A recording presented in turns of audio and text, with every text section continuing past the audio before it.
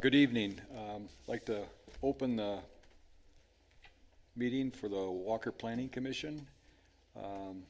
First item on the agenda are the review of the meeting minutes from July 20, 2022.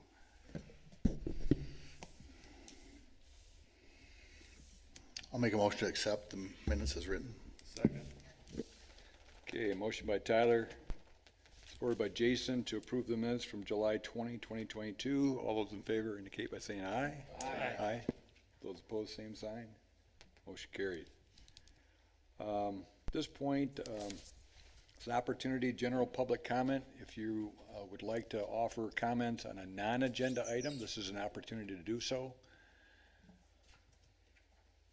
No takers. That being the case, we'll move on to agenda items. First one is it's a public hearing, case number 22-022. It's a rezoning request involving the Walkerview PUD, and I'll turn it over to Planning Director Tricia Anderson. I've been on vacation. That's okay, Terry. This is not the first time. So,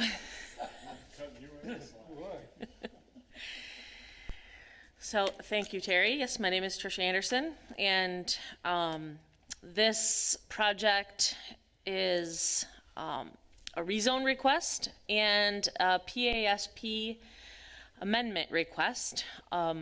Seems like lately the Planning Commission is no stranger to PASP amendments with the Walkerview PUD. And so this is another one that is pretty much following with the trends of development in the area. And so the request is to be able to have a specific use there that's not permitted now under the current zoning. So the action requested by the Planning Commission is to review the rezone request from CPUD to IPUD for lots C9 and C11 of the Walkerview PUD, and to forward a recommendation to the City Commission for the approval, denial, or tabling of the request. And also to review the proposed amendment to the Walkerview PASP to allow for the light industrial uses on lots C9 and C11, and to grant approval with or without conditions, denial, or tabling of the request. So this address is at 2000 Northridge. It's 11.87 acres. It's within the Walkerview CPUD, and a portion of it is currently zoned IPUD. The community character designation is Enterprise within the Northwest Neighborhood Cluster, and this is on the south side of Northridge Drive, just east of the Northridge Drive Walker Avenue intersection. And we've been working with Patti Kelly, but I don't see her. We have Ben with us tonight, Ben Sietsma, Justin Longstreth from Bruggink, and Rockford Construction, Jeff Edwards. Okay, so the first thing that I'll go into a little bit is the rezone. So you see that I like to call this parcel the fish parcel because it looks like a fish. Its tail is gone. It has gone to the Transport Properties project. But the pink area you see here are the lots C9 and C11 that are proposed to be rezoned. And then this section over here is part of industrial lot 4. So by default, if the City Commission approves the rezone, light industrial uses will be permitted. But we still have to amend the PASP, and I'll get into that in just a second. So I wanted to show you the Walkerview PASP as it stands now. Most of these industrial lots have been developed, and we've had this weird area over here that's just kind of been hanging out there. And I think there's been a little bit of a challenge in being able to develop some of these lots because there is a lot of challenging topography. And, you know, there's shared detention down here, there's wetlands, there's streams, there's easements. And so I think with the past two developments that have been interested in developing in Walkerview, they've really had to take advantage of the space. This being one of them. We don't have a site plan. We have a site plan, but it's still conceptual. If you end up approving the amendment to the PASP and the City Commission approves the rezone, they'll come back to you for FASP review. But I just wanted to show you how much commercial is still left. So just to give you some context, this is the hotel, the Holiday Inn. This area here is where the J&H Oil gas station is being constructed right now. And then they still have two commercial outlots here. This is the surgical center, and then there's two commercial lots to the east of there as well. And we still have these lots down on Walker and a couple on Northridge.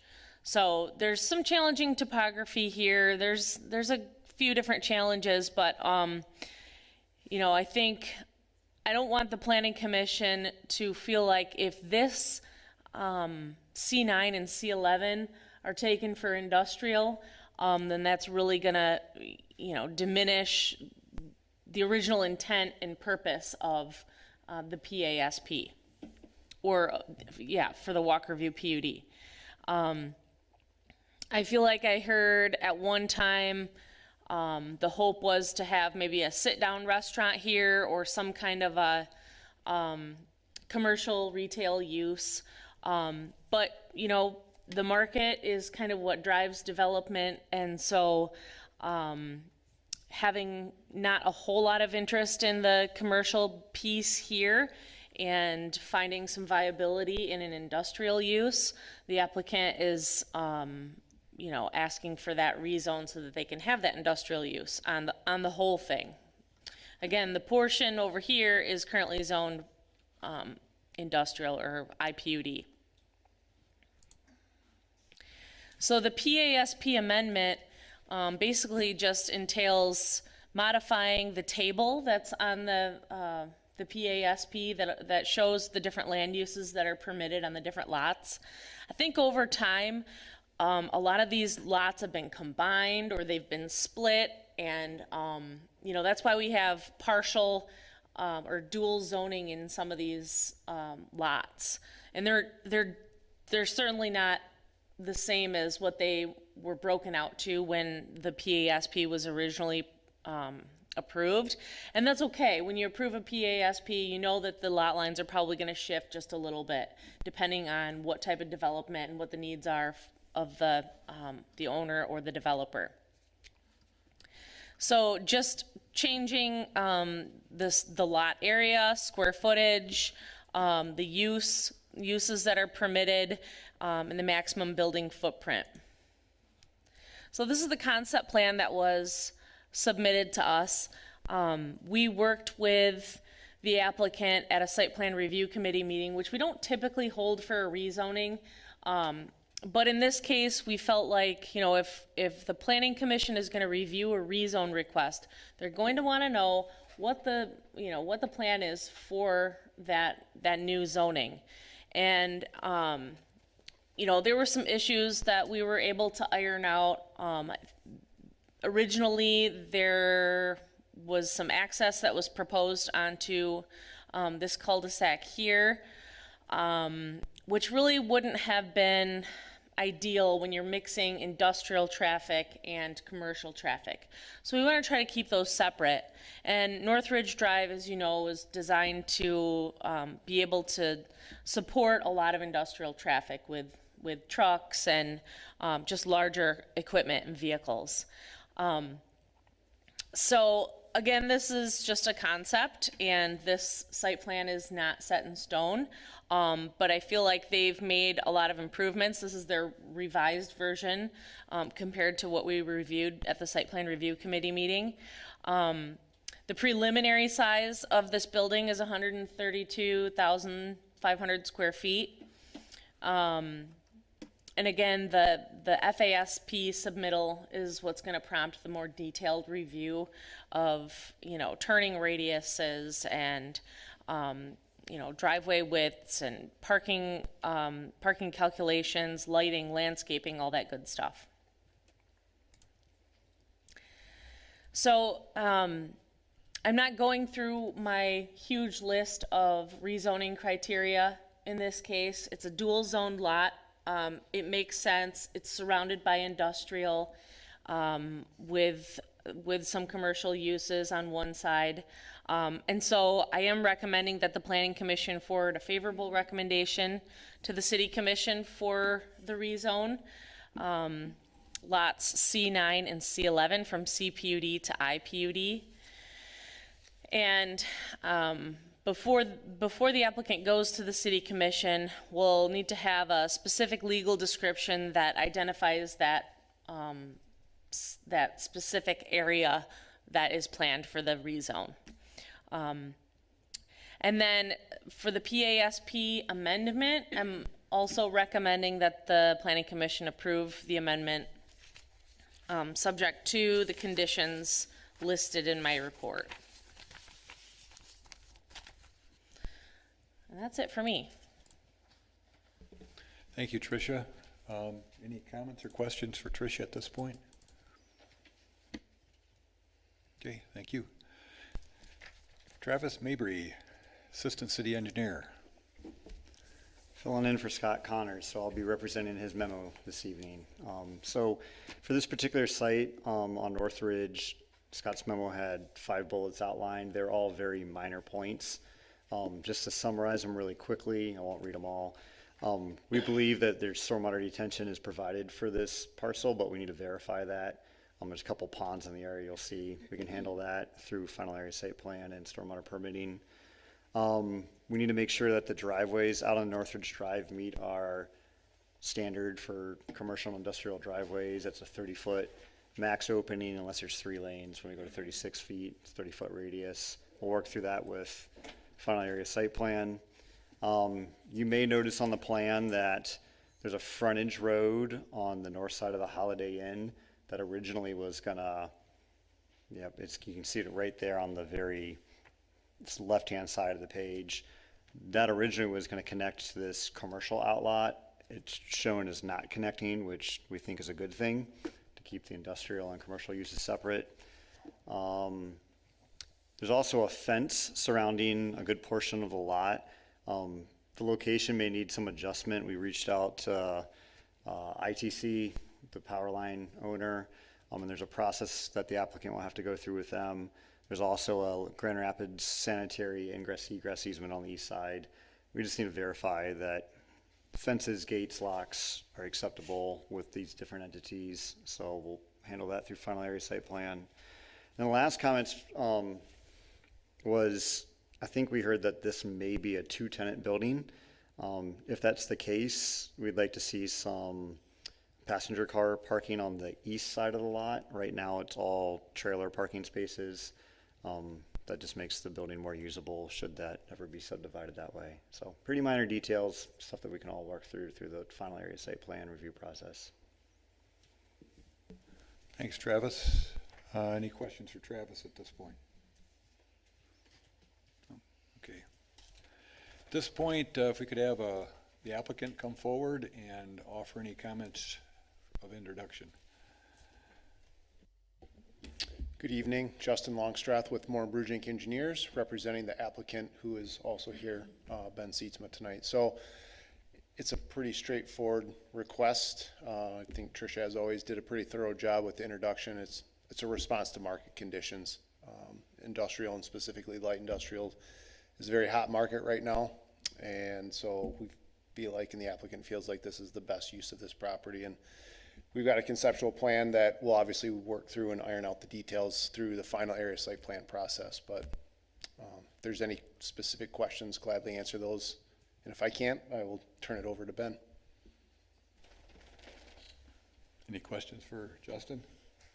Honeycrisp Ventures, that sounds like an apple to me.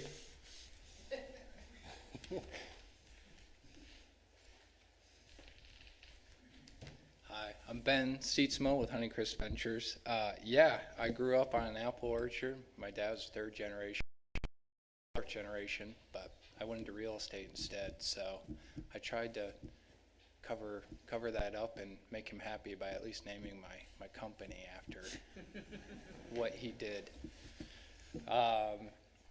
But more seriously, it's fun to be up here. Thank you for your time. I think it's 8 years ago I was working with Jeff at Rockford Construction when we went through this process.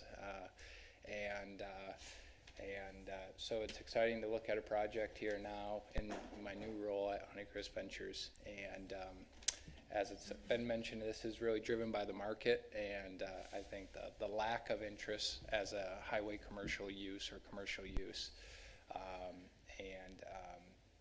The market demand for light industrial, and looking at a project in some ways similar to what we recently finished up on Fruit Ridge in Fort Mott. But happy to answer any other questions.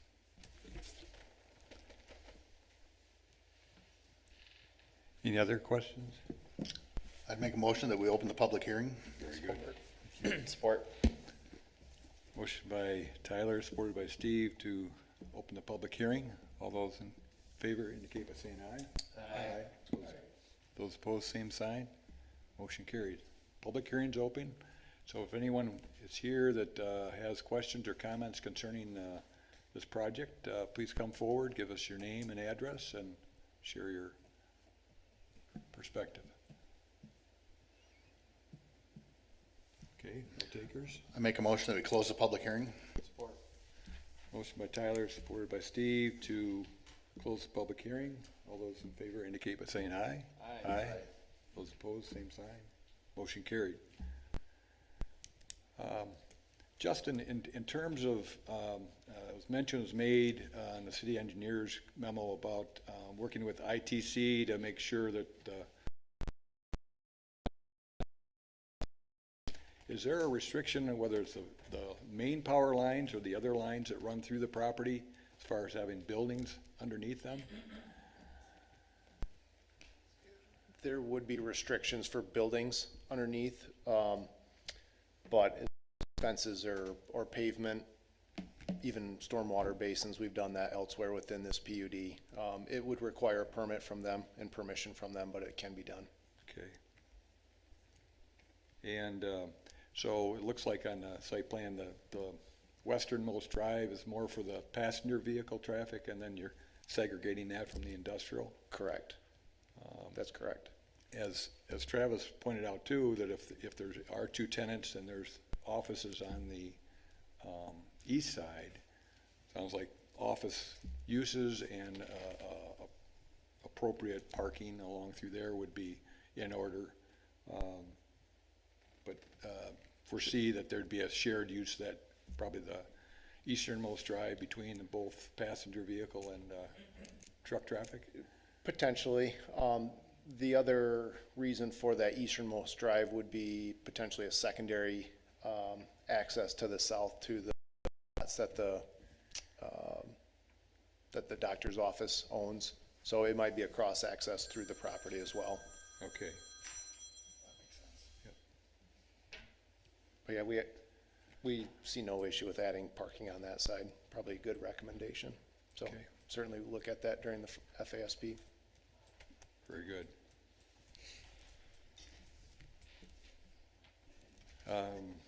Pat, any comments, overall impressions? No, I'm all good with it. Jason? I'm all set, thanks. Tyler? Steve? Fine by me. Mark? Joe? Okay.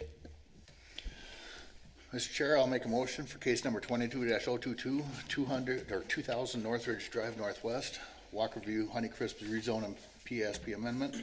I make a motion to forward a recommendation to approve the rezone of lot C9 and C11, western portion of 2000 Northridge Drive Northwest, of the Walkerview PUD from CPUD to IPUD to allow for ML uses on the entirety of the parcel.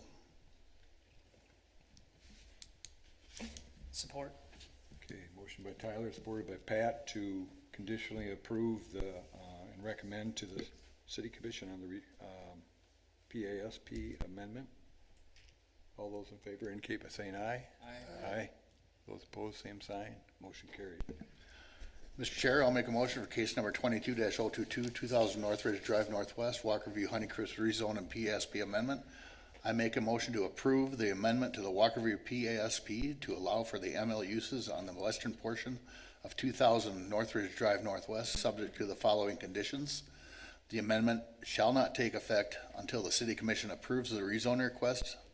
Number 2, the applicant shall return to the Planning Commission for final area site plan review prior to beginning any work on the site. Number 3, the applicant shall revise the Walkerview PASP to reflect the allowable land uses on lots C9 and C11. Number 4, the applicant shall provide one hard copy and one PDF of the approved amended PASP prior to applying for final area site plan approval. Support.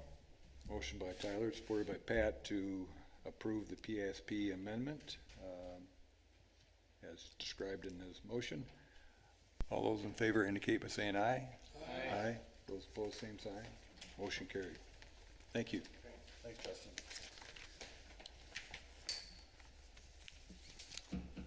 Next item is also a public hearing, case number 22-019. This involved Lewis Farm Development near Wilson and Leonard Street. And Tricia Anderson, our planning director, will introduce us. Thanks, Terry. So the action requested by the Planning Commission tonight is to review the rezone request from MPUD to CPUD and RPUD 1 and to forward a recommendation to the City Commission for the approval, denial, or tabling of the rezone request. And then also to approve or to review the PASP for a multifamily housing development and 3 commercial outlots, and to grant approval with or without conditions, denial, or tabling of the request. So the property address here is 1500 Wilson. Lot size is 32.88 acres. Current zoning use PUD. Future land use designation is residential growth, 2 to 4 units per acre, and neighborhood node. And this is located on the northeast corner of Leonard Street and Wilson Avenue. And we have Brandon Visser with us tonight from Steve Visser Builders, and also Randy Feenstra from Feenstra and Associates. And I'm just gonna hand it off to Brandon Visser, if that's okay with you. He's prepared a presentation, and I think it makes a lot more sense for him to kind of do his thing first, and then I'll go through the analysis part after that. Brandon, you want the mouse? Sure.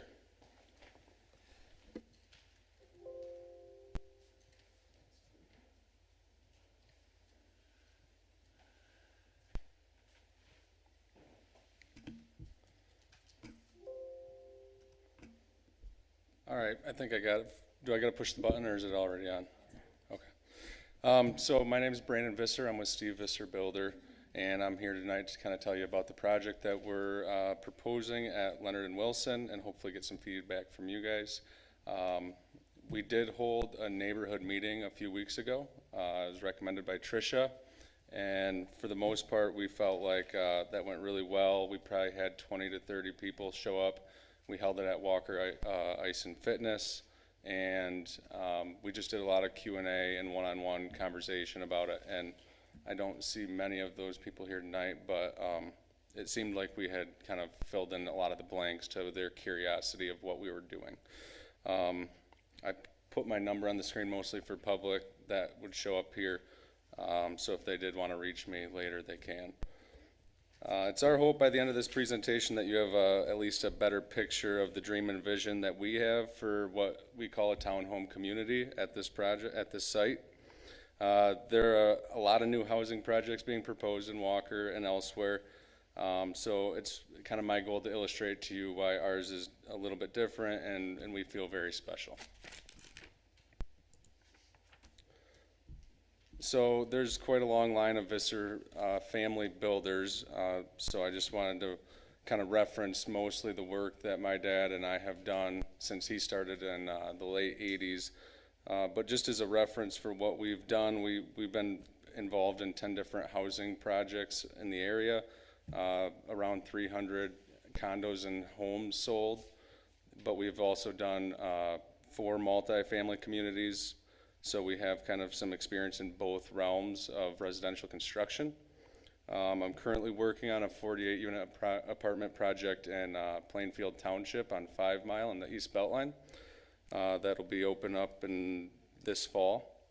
So we're a local family with a lot of roots in the community. I spent the first 20 years of my life in Walker, and I've been to a lot of these meetings before, and it's an honor for me to be here as a resident or a previous resident, presenter, developer, and owner of this property in the future. So that's a little bit about who we are. Tricia kind of already alliterated where this site is located, but I highlighted it in yellow here. It's the western portion of this previously larger PUD, and it runs all the way down to Leonard. I have on there 26 acres for the residential, and the commercial portion is the first 6 acres on the corner. So we currently have been working with a great company, Come and Go, who's been proposing a new gas station there, and I have them here tonight to talk a little bit about that in a minute. And then there's 2 outlots to that site as well that we'll get into. But in general, as far as the surrounding zoning and building land uses around that area, on the south side of Leonard, we have kind of this mix between office and commercial space. So that's a part of the reason why we found it fitting to keep that intersection kind of consistent. And the school properties on the west side of Leonard, and some residential single-family homes on the east side. So our property is kind of in the mix of a whole lot of zoning uses, and that's why we found that it really fit with a kind of transition property from traditional single-family into that commercial, and it formed a natural transition point. So this is our preliminary site plan layout. We're looking at it straight down, so it's rotated 90 degrees from the last one I just showed you. So north is to the right, Wilson's on the top, and Leonard's on the left. So that intersection of Leonard and Wilson is at the top left of that image. The highlighted in red box there would be the proposed gas station, and those are the 2. They're smaller.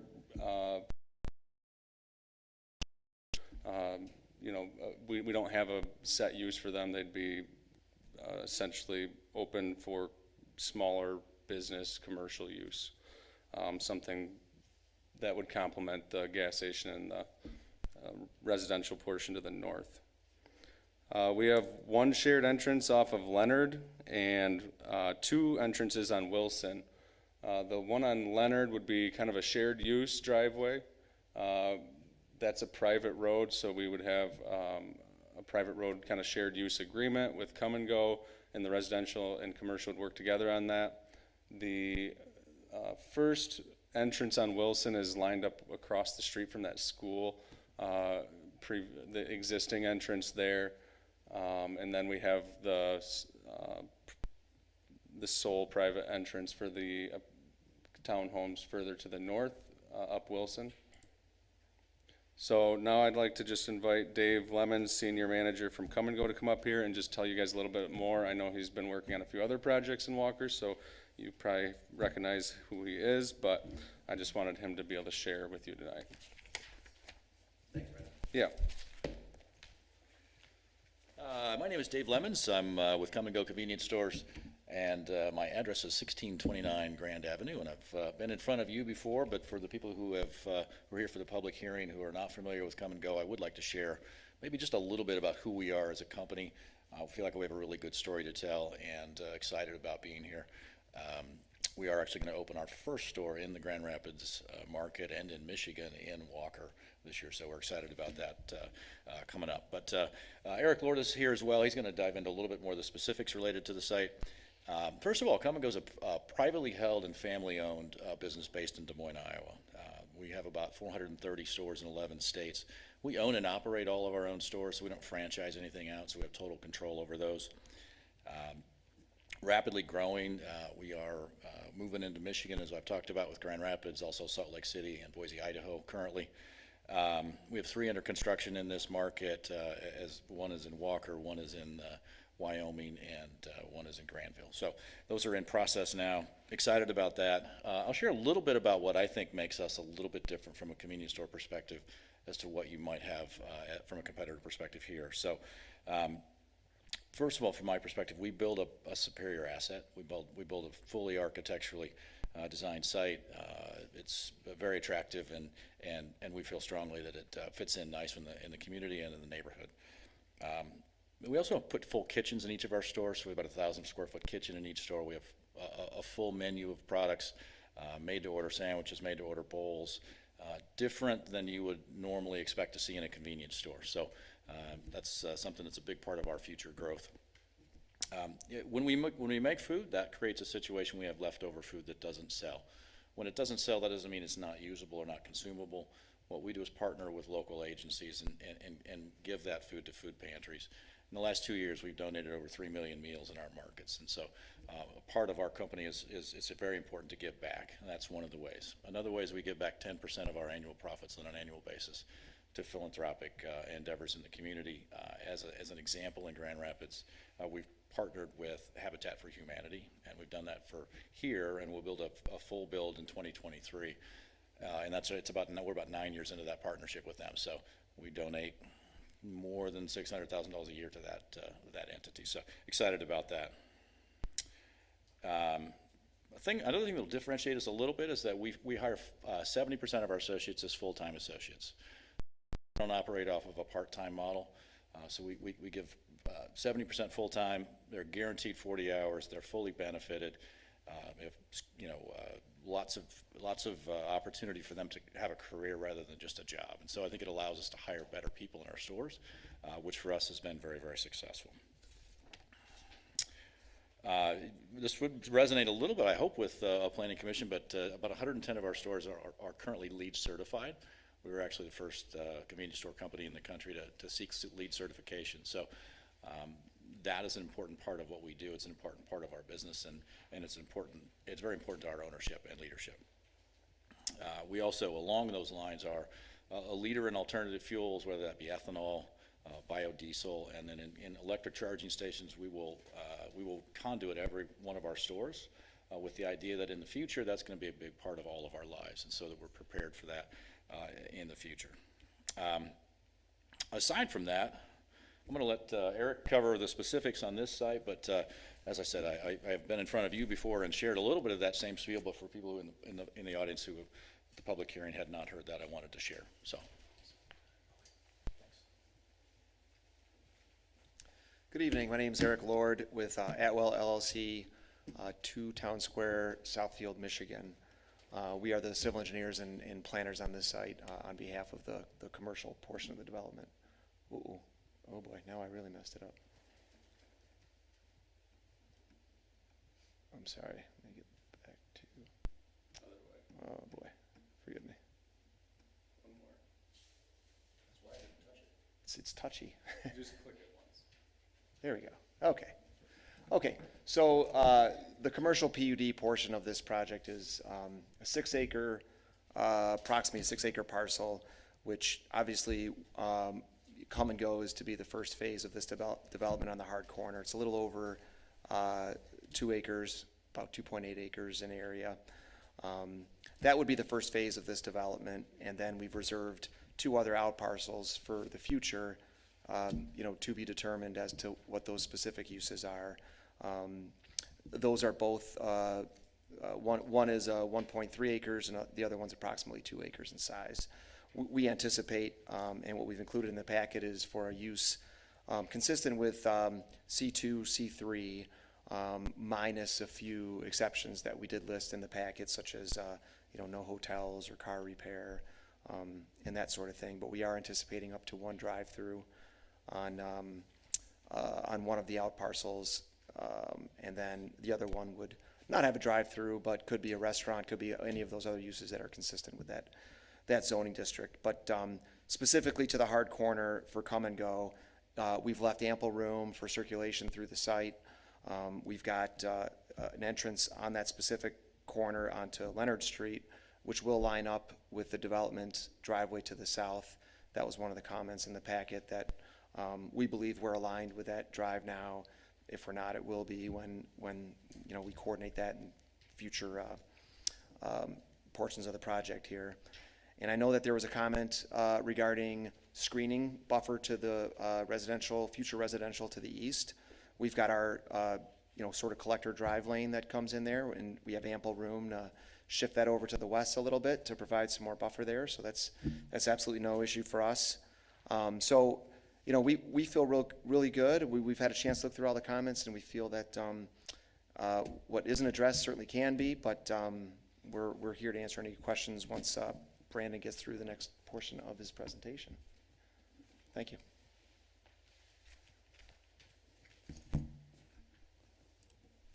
All right, so circling kind of back to the overall site plan, I just wanted to touch on a few more things. So it's very bright and vibrant, but we wanted to accentuate kind of what we were doing and what kind of went into the thought process of the layout of the site. So we were very intentional about clustering the buildings in order to preserve as much woods as possible. A lot of the sites mature hardwoods, especially where the green is shown.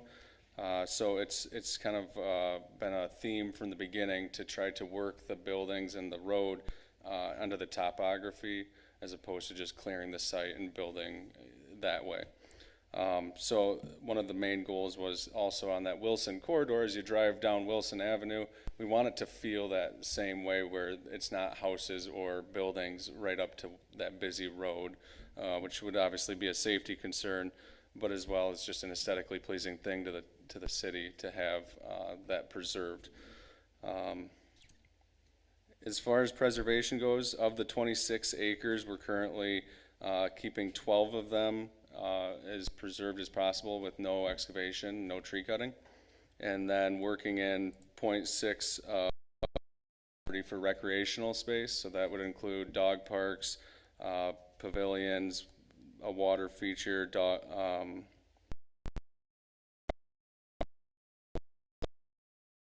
total equates to about 13 acres, which is really close to about 50% of the property that we're going to try to keep natural or green from the final standpoint.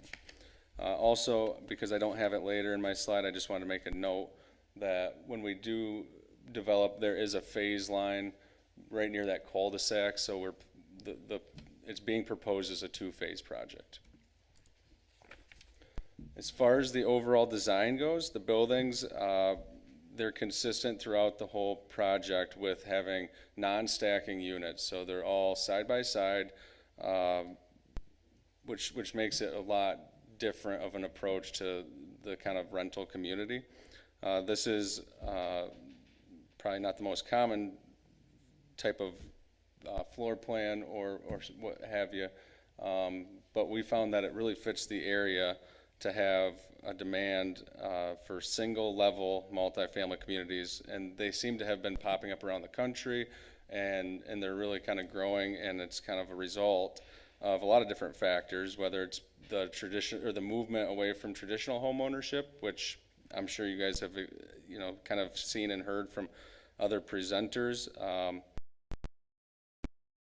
these days, or just a generational tendency for people to just prefer to rent versus own, but still have something nice enough where it's not kind of a quick movement thing. It's something that they can settle down in.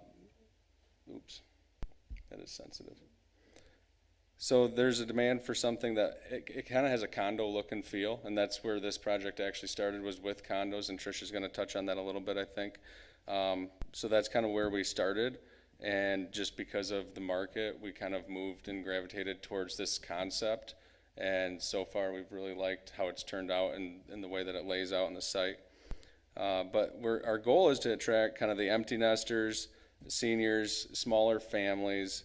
We want people that really want to be in Walker, but just don't have the ability to maybe purchase a home at this time due to market factors or financing or interest rates, so have you. Communities like this provide a good way for people to kind of move into Walker quickly, rather than having just the transient renters that are kind of maybe the working professionals. These could be people that want to be residents eventually in Walker, and this could be their first step into home ownership in Walker at a community like this. There's a few buildings in this project that we're offering 2 levels, so you'll see a couple that show 2 stories. That's living on the main and bedrooms up top. So that allowed us to get a 3-bedroom unit that would be better for, you know, maybe smaller families or someone who wants an office or home office and is still able to do stairs. Every unit has an attached garage, and many of them have 2-stall garages. So what that kind of translates to is we have at least 1 indoor parking per unit. Over half, it's around half of them, I think, have 2 stalls. And then we have a little bit, I'll check with Randy, but I believe it's a couple feet extra in all the driveways. So there is adequate space in front of each unit for private parking. So every unit should at least get 2 to 4 parking spaces without being on the street or in public or roadside parking. I think the end result is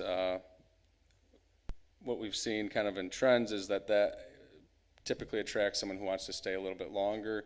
It gives people more space to grow, so they're not moving into an apartment or something that they end up having to leave right away after a year or 2. We can actually hold people longer. They'll have the storage space, they'll have the room, and then we'll have the outdoor amenities that would be more appealing to someone that would be looking for a longer term situation. On the outside, we're working with recreational space, so we have a walking trail that we're promoting throughout the whole perimeter of the wooded area. So we have 12 acres to work with of preserved woods, so our goal is to get people out and enjoy that property, and that's something that a lot of communities don't have, whether or not they have a pool or not. 12 acres is a lot of room to at least get out and walk the dog or let the kids go play. That walking trail would tie into the playgrounds and the other recreational spaces, so everything's easy to get to. And if not, there's also going to be sidewalks on both sides of the street that eventually have connectivity to the Wilson side near the commercial, which would allow them to get to public transportation or right downtown Standale. It doesn't have any connections via sidewalk to any other neighborhoods on the residential portion, so it should have a really low impact to the surrounding area. Things that you probably have heard before, but everyone, you know, there's a drastic need for housing in the area. There's unprecedented growth, it seems to be, with housing in Standale especially, or Walker as a whole. So a lot of people might be asking, is there still a need for more housing? And the short answer essentially is yes. Grand Rapids as a whole is still below the national average for vacancy rates. So there's still, we just simply don't have enough housing for the amount of people that want to live in Grand Rapids and Walker. Statistics also show a steady increase in the number of families that are renting as opposed to single individuals. And again, we've been in the housing industry for a long time, and I've seen the effects that has on hardworking people that are looking to get into their first home, or if they didn't have a house to sell and they're trying to get into the market, you might as well just not even try.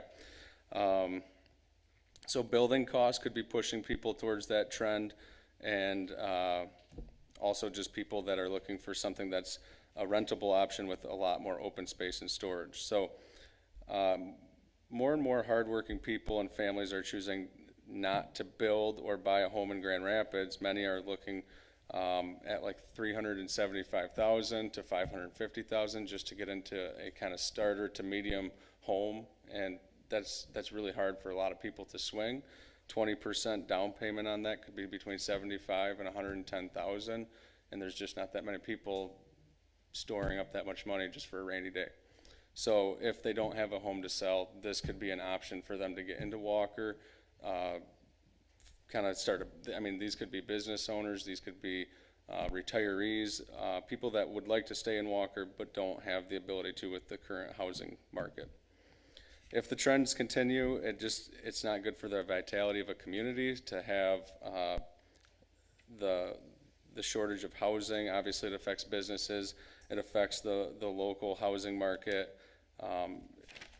This is supposed to be an alternative option. As far as the units, the type of buildings, we have 4 different types. A 2-unit, more of a duplex style, a 4-unit, and 2 different variations of a 6-unit. And we'll just kind of breeze through those a little bit.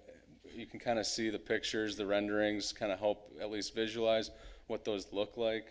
They're very similar and very consistent with a lot of the residential construction in the area, so they're not going to be a big standout as far as changes in materials or the type of construction that we do. We can build them a lot more similarly to residential as opposed to a commercial building. I kind of touched on this already, but 164 garage spaces and 120 units, 2 to 4 spaces per unit. I have some renderings. These are obviously concept drawings at this point, but they're what we're working off of for now, and if it sticks, we're not going to change too much about these. But this is an example of a 6-unit building, 2 stall garage on each outside wing, and 4 single stall garage units on the center, all ranging between 1,200 and 1,350 square feet, 2 bedroom, 2 bath.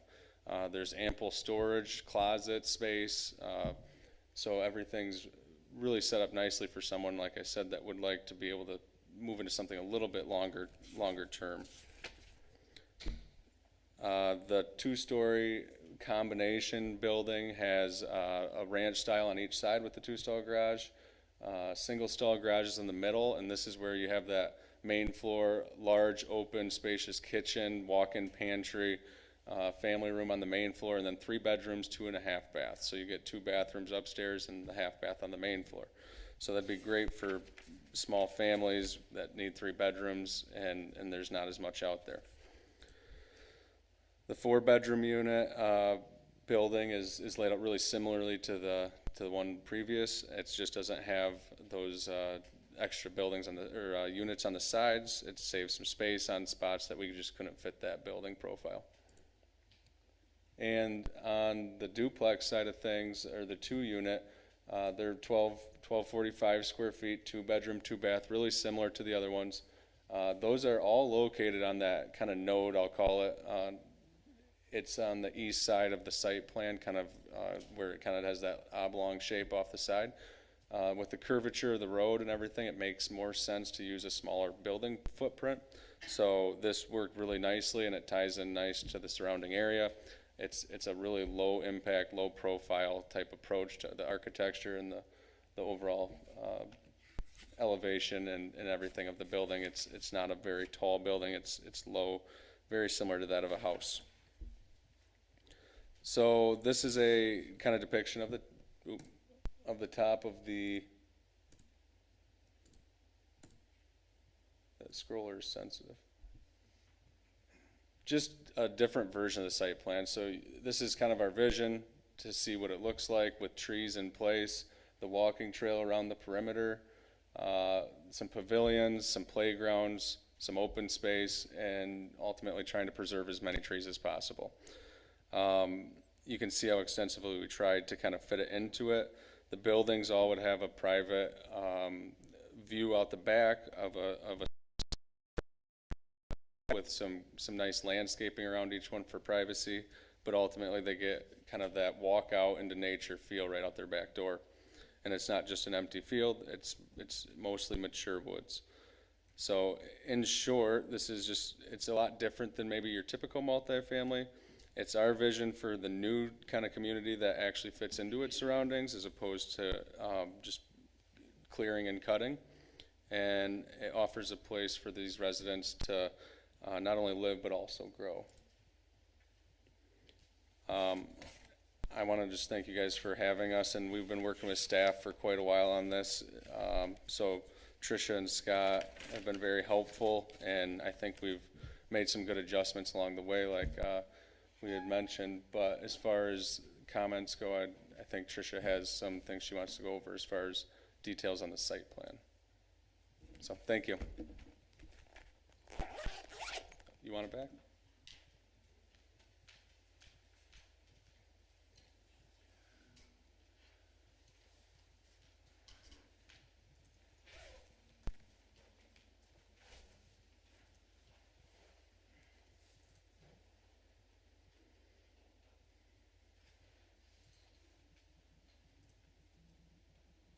Okay, if it's okay with Terry, I will go ahead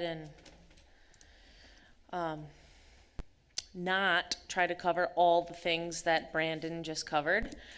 I just have a few points that I wanted to highlight from my staff report.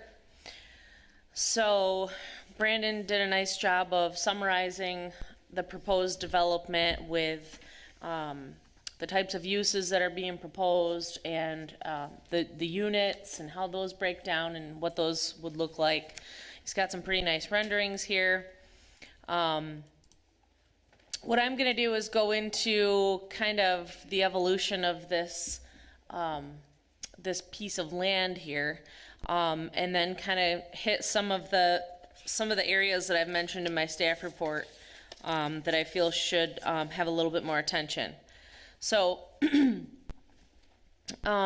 Lewis Farms PUD, I wasn't able to find when it was rezoned to MPUD, but I was able to find that the PASP, as you see here in this image, was approved in 2019. That was just before my time here. And you can see that this yellow piece is the piece that Brandon is working with. This is the Winchester Woods phases 3 and 4. Phase 3 is underway right now. The configuration looks a little bit different the way it's laid out now. This is future residential. This piece is owned by Dave Visser, and this corner of the PUD has always been planned for some commercial uses. So the thing with this PUD, as it was approved, is it had separate commercial uses and residential uses. They didn't have like a true integration of land use of residential and commercial uses, like commercial on the main floor and residential up top. So if you look at what the intent is of the MPUD, you would find that it's meant to permit the integrated development of significant residential use components mixed with commercial uses permitted in the office and commercial districts. And these components are incorporated as an integral part of the residential development. And so what you see here isn't really a true mixed use PUD. So as Brandon mentioned, we've been working with him for quite a while on this. I think, I don't know, last fall is when you came in and said you were ready to start looking at developing this piece. And so we looked at, okay, is the MPUD really all that appropriate for what you want to do? And in the past couple of larger developments that have come before you, with Waterford Village, and then recently you had Vista 45, you reviewed the Westtown development. Those all had separate commercial and residential components because they weren't really truly mixed. And so, you know, I advised Brandon that the path forward would be to ask for a rezone of these two separate components for land uses. And not to mention the fact that the PASP for this layout expired, and so he had to kind of go back to the drawing board anyway.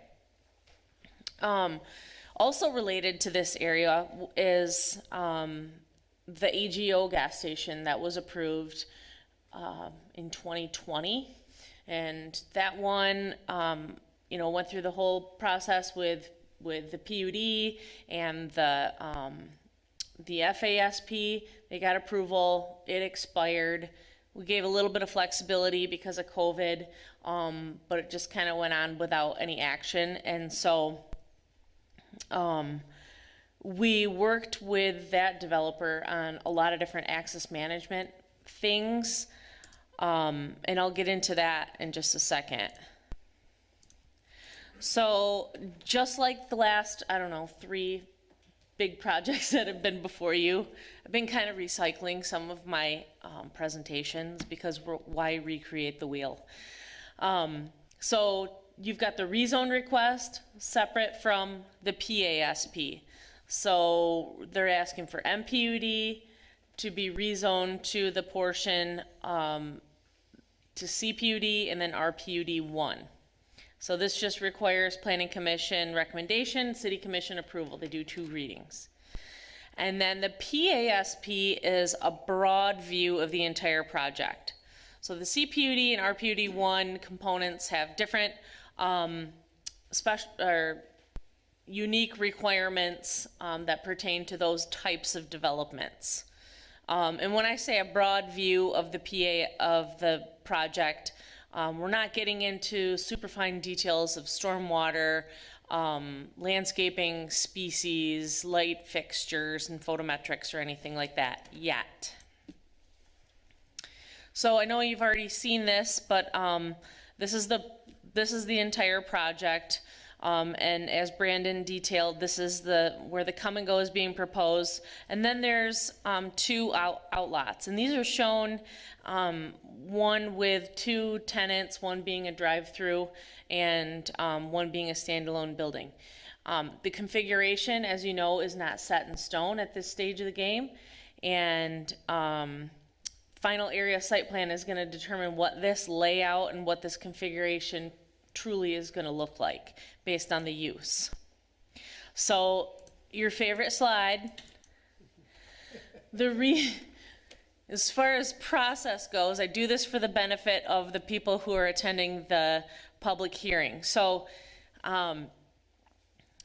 you have the rezone request, and a lot of times developers ask for the rezone request and the PASP as separate items. But I think in recent times we've been allowing them to do a concurrent request of both the rezone and the PASP review.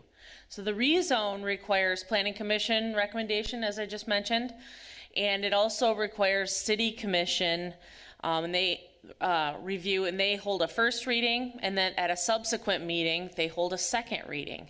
And if the City Commission approves the rezoning, then the new zoning goes into effect 7 days after the clerk publishes a synopsis of the rezoning in the paper.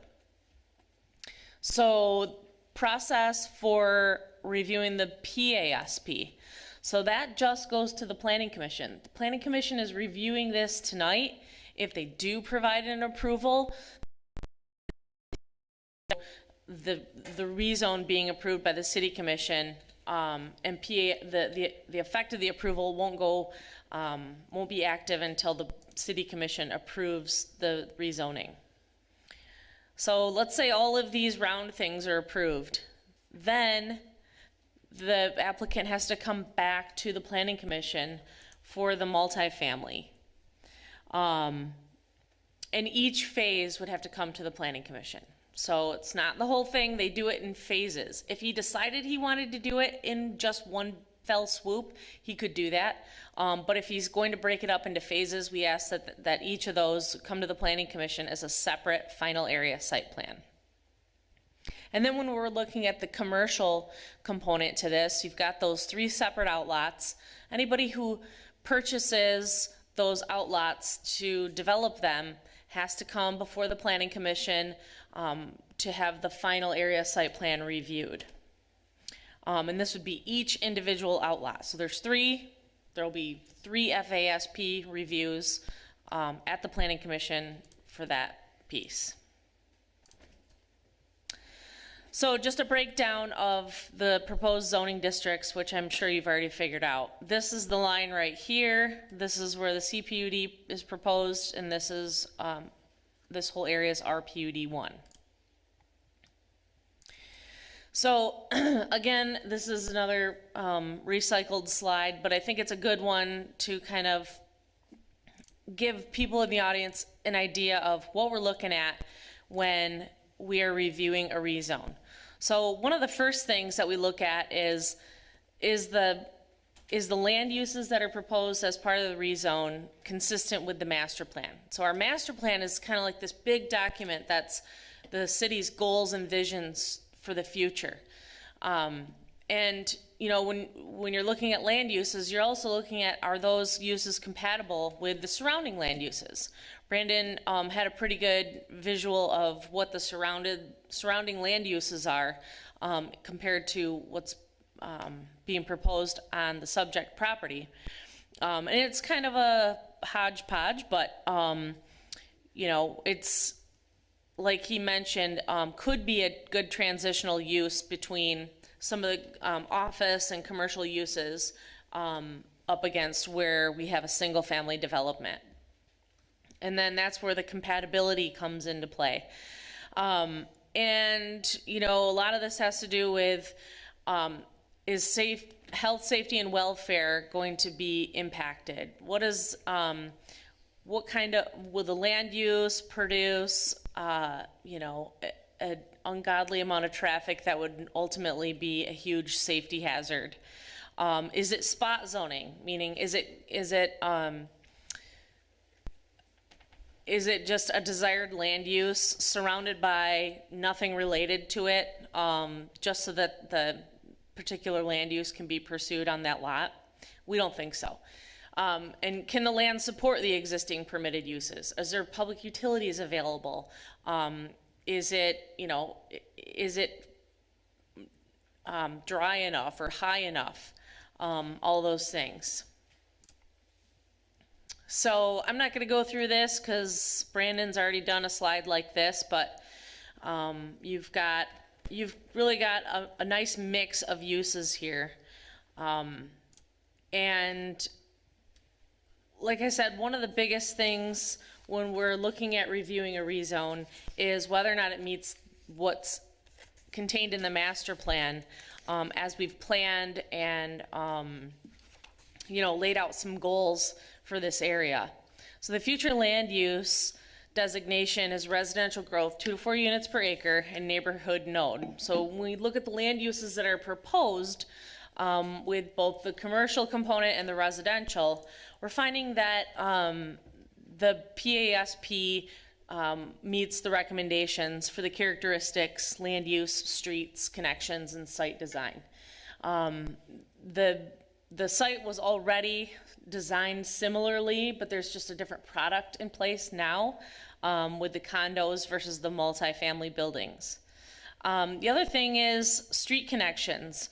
So, you know, the master plan indicates that streets should follow a connected pattern and contain elements like a tree canopy, scale lighting, sidewalks, and connectivity.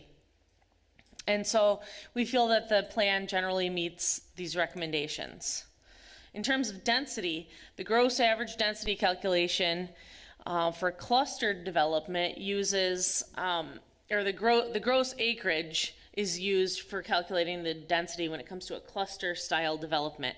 And what this does is it preserves a lot of natural features. So instead of taking out all of the right-of-way, all the easements, wetland areas, and otherwise unbuildable areas, and then taking that acreage and doing your density calculation units per acre from that number, we allow for a gross acreage density calculation when a significant amount of natural features are preserved by the buildings kind of being clustered closer together. The plan generally meets this recommendation, but I should point out to you that the master plan units per acre, and this plan is proposed at 4.7 units per acre. So that's something that the Planning Commission is going to have to decide what their comfort level is in allowing a density that's higher than what the master plan kind of sets the bar at.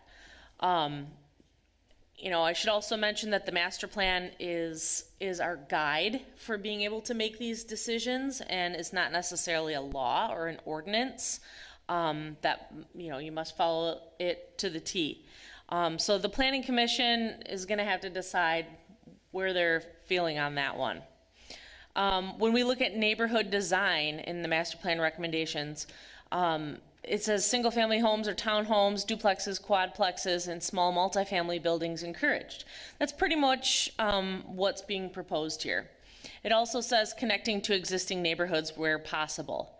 So the CPUD portion does show a connection to the future residential to the east, and I'll talk a little bit about that in a few minutes, but I would say that the plan generally meets those recommendations. So moving on to the PASP. And when we review a preliminary area site plan, which is what PASP stands for, the criteria comes straight out of the zoning ordinance, and it comes out of section 94-213. So this is the stage of review where the applicant proposes different dimensional minimums and maximums, lot sizes, land uses, buffer widths and things like that, road connections, where these things are kind of locked in place so that when later the FASP, when that's applied for, there are some standards to adhere to. Because a planned unit development is kind of like its own little zoning district, because it has a lot of its own unique standards for dimensions. So we're looking at pedestrian circulation, streets, access, traffic and circulation, land uses, as I mentioned, density, what's going to be the maximum density that this development can support or be allowed to have based on what the Planning Commission decides. And this is where we're also looking at the planned open space and what uses are proposed within those recreation areas that Brandon showed in his presentation. And when this is proposed in the PASP and the Planning Commission approves it, then when FASP time comes along, the applicant is required to put those things on the plan and later build them according to what's in the plan. And, you know, another big thing is, can this development be adequately served by public utilities? And we also look at, you know, is it feasible for stormwater management to be handled on site? So that's one thing that we're not going to get into too far when we're doing a review of a PASP.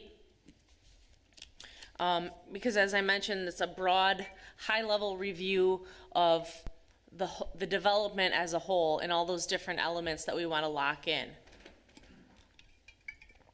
So just a few highlights from, man, this mouse is sensitive, from my report for the CPUD specifically. So it's sitting on 6 acres, and they've talked a little bit about land use.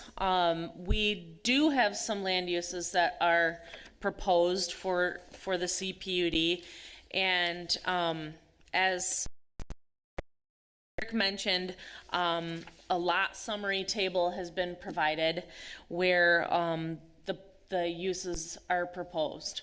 And as you know, we don't want to open up the door to all the C4 uses, but if they want to state just a gas station, which is currently permitted in the C4, they can do that because it's a planned unit development and it gives them a little bit more flexibility, but also gives the city a little bit more control in terms of prohibiting some land uses that would not otherwise be compatible. So they are proposing to allow some smaller scale neighborhood scale commercial uses, C1, C2, and C3 uses, with the exception of hotels, motels, auto repair, and I'm really sad that you're not including milk distribution stations because I know there's a really high demand for those. And so the site is actually going to also determine what kind of use can be there because, you know, these aren't huge outlots, so you're not going to see a giant office building or a big box store. And that's just maybe you'll see a Chick-fil-A, I don't know. So that's just kind of the land uses that are proposed for the CPUD. We're all comfortable with that. I think they're pretty consistent with what was approved previously, with the exception of the gas station. And as you know, we have another gas station on the other side, the other corner, that was approved, and they are probably going to come back and develop that site. So we're looking at 2 gas stations now on that corner. The other thing that I want to mention is the buffering or screening. So at the PASP level, I ask, identify your buffer widths.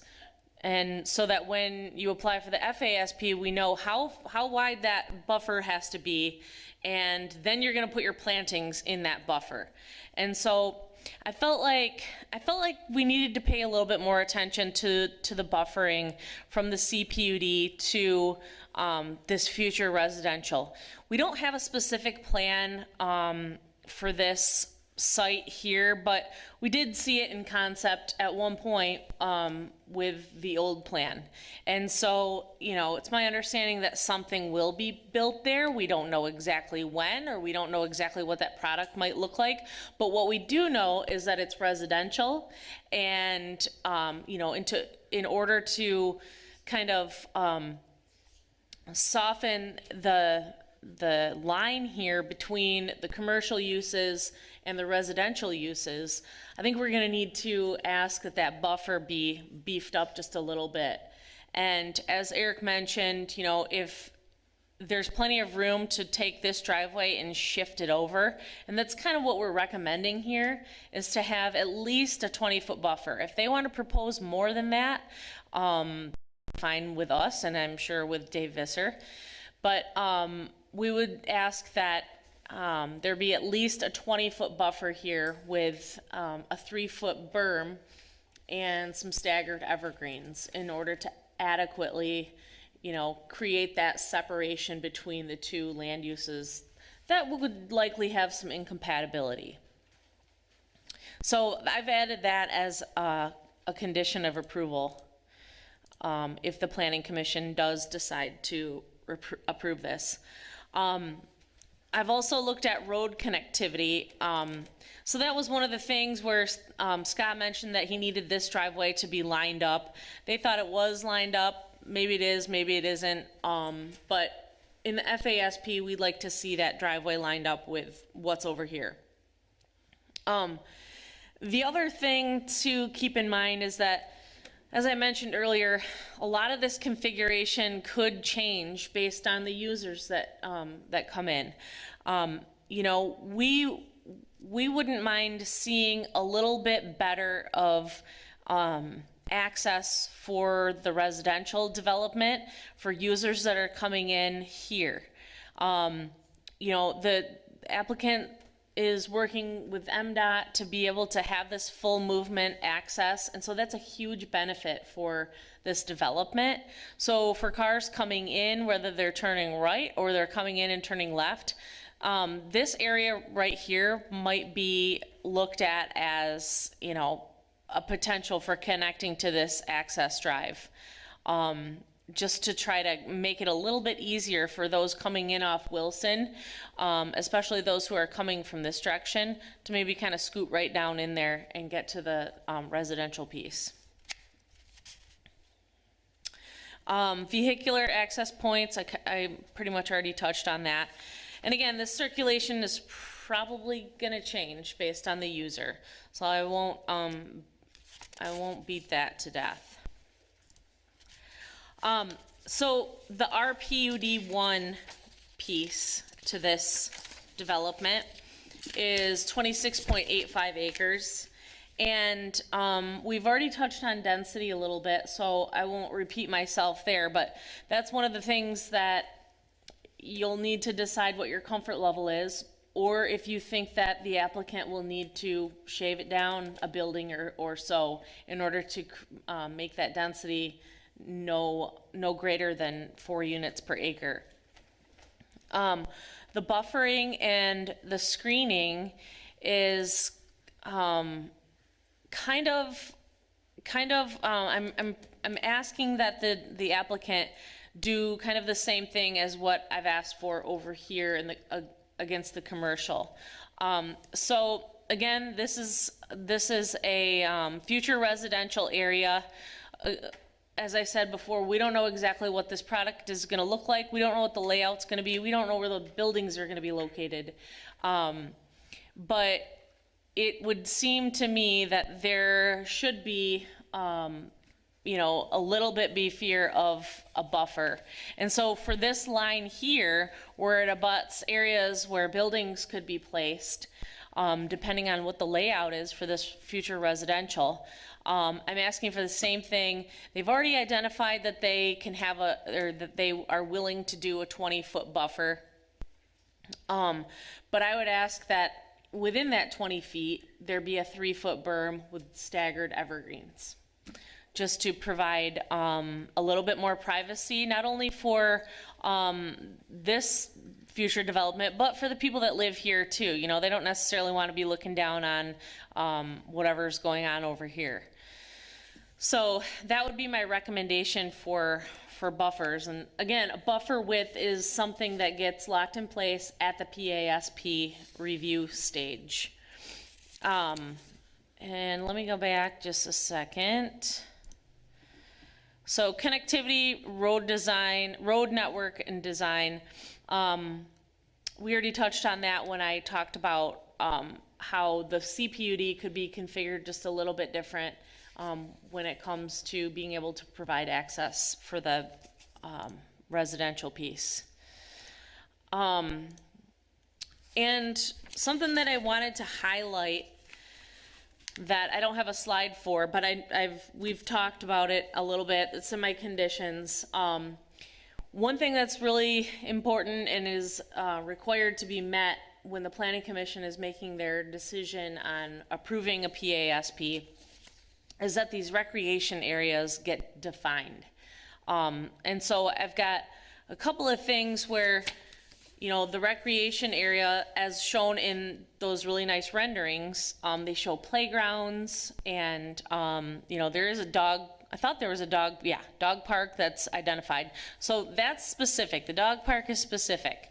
The other two recreation areas, the PASP should identify that there is a playground proposed. And it should say that it doesn't have to get down to the level of specific equipment, but it should say playground equipment or tot lot or something so that when FASP comes before you, we know what they're supposed to put there.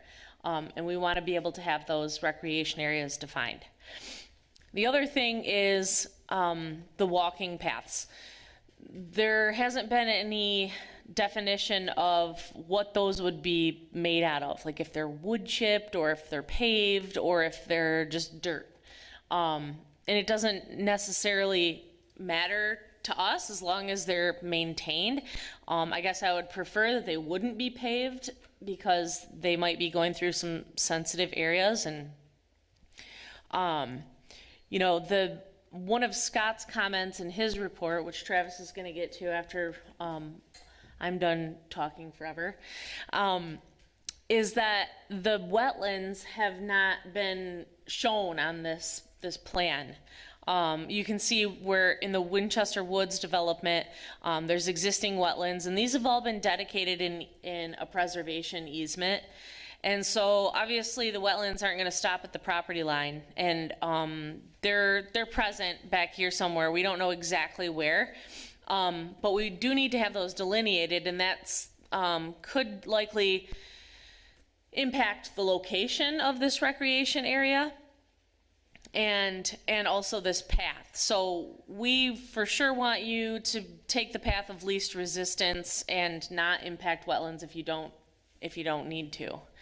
And so with all of that said, my recommendation is that for the rezone, I am recommending that the Planning Commission forward a favorable recommendation to the City Commission for the rezone, because I think there's enough information here.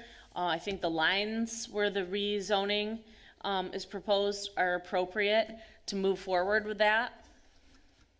And then in terms of the PASP, I'm making a recommendation to approve. There's kind of a hefty list of conditions. It's not so long that staff doesn't feel comfortable handling those administratively. But if the planning commission does decide that they'd like to see a little bit more work on some of these areas that I've mentioned, then if they decide to table, they should state their findings into the record. So the reason for tabling the PASP. Okay, I'm done talking for a little while. Thank you, Tricia. Commissioners, any questions, comments for Tricia at this point? Quick question. And this kind of goes because we had come and go, people come up here before. Would there have any outside seating for that facility or not? We do not have. Do not. Okay. Not on the plan. I mean, we don't do it at our stores. We don't have it on the plan. Yeah, I don't know what you had in your all your other stores. I don't know if this one was gonna have, because with the whole COVID thing, we all went outside, you know, I just, okay, just checking. Okay, Travis, you're on. Thank you. So like I said, I'll be referencing Scott's memo. That's got kind of 8 bullet points on it, kind of the big hitters for our review of this PASP.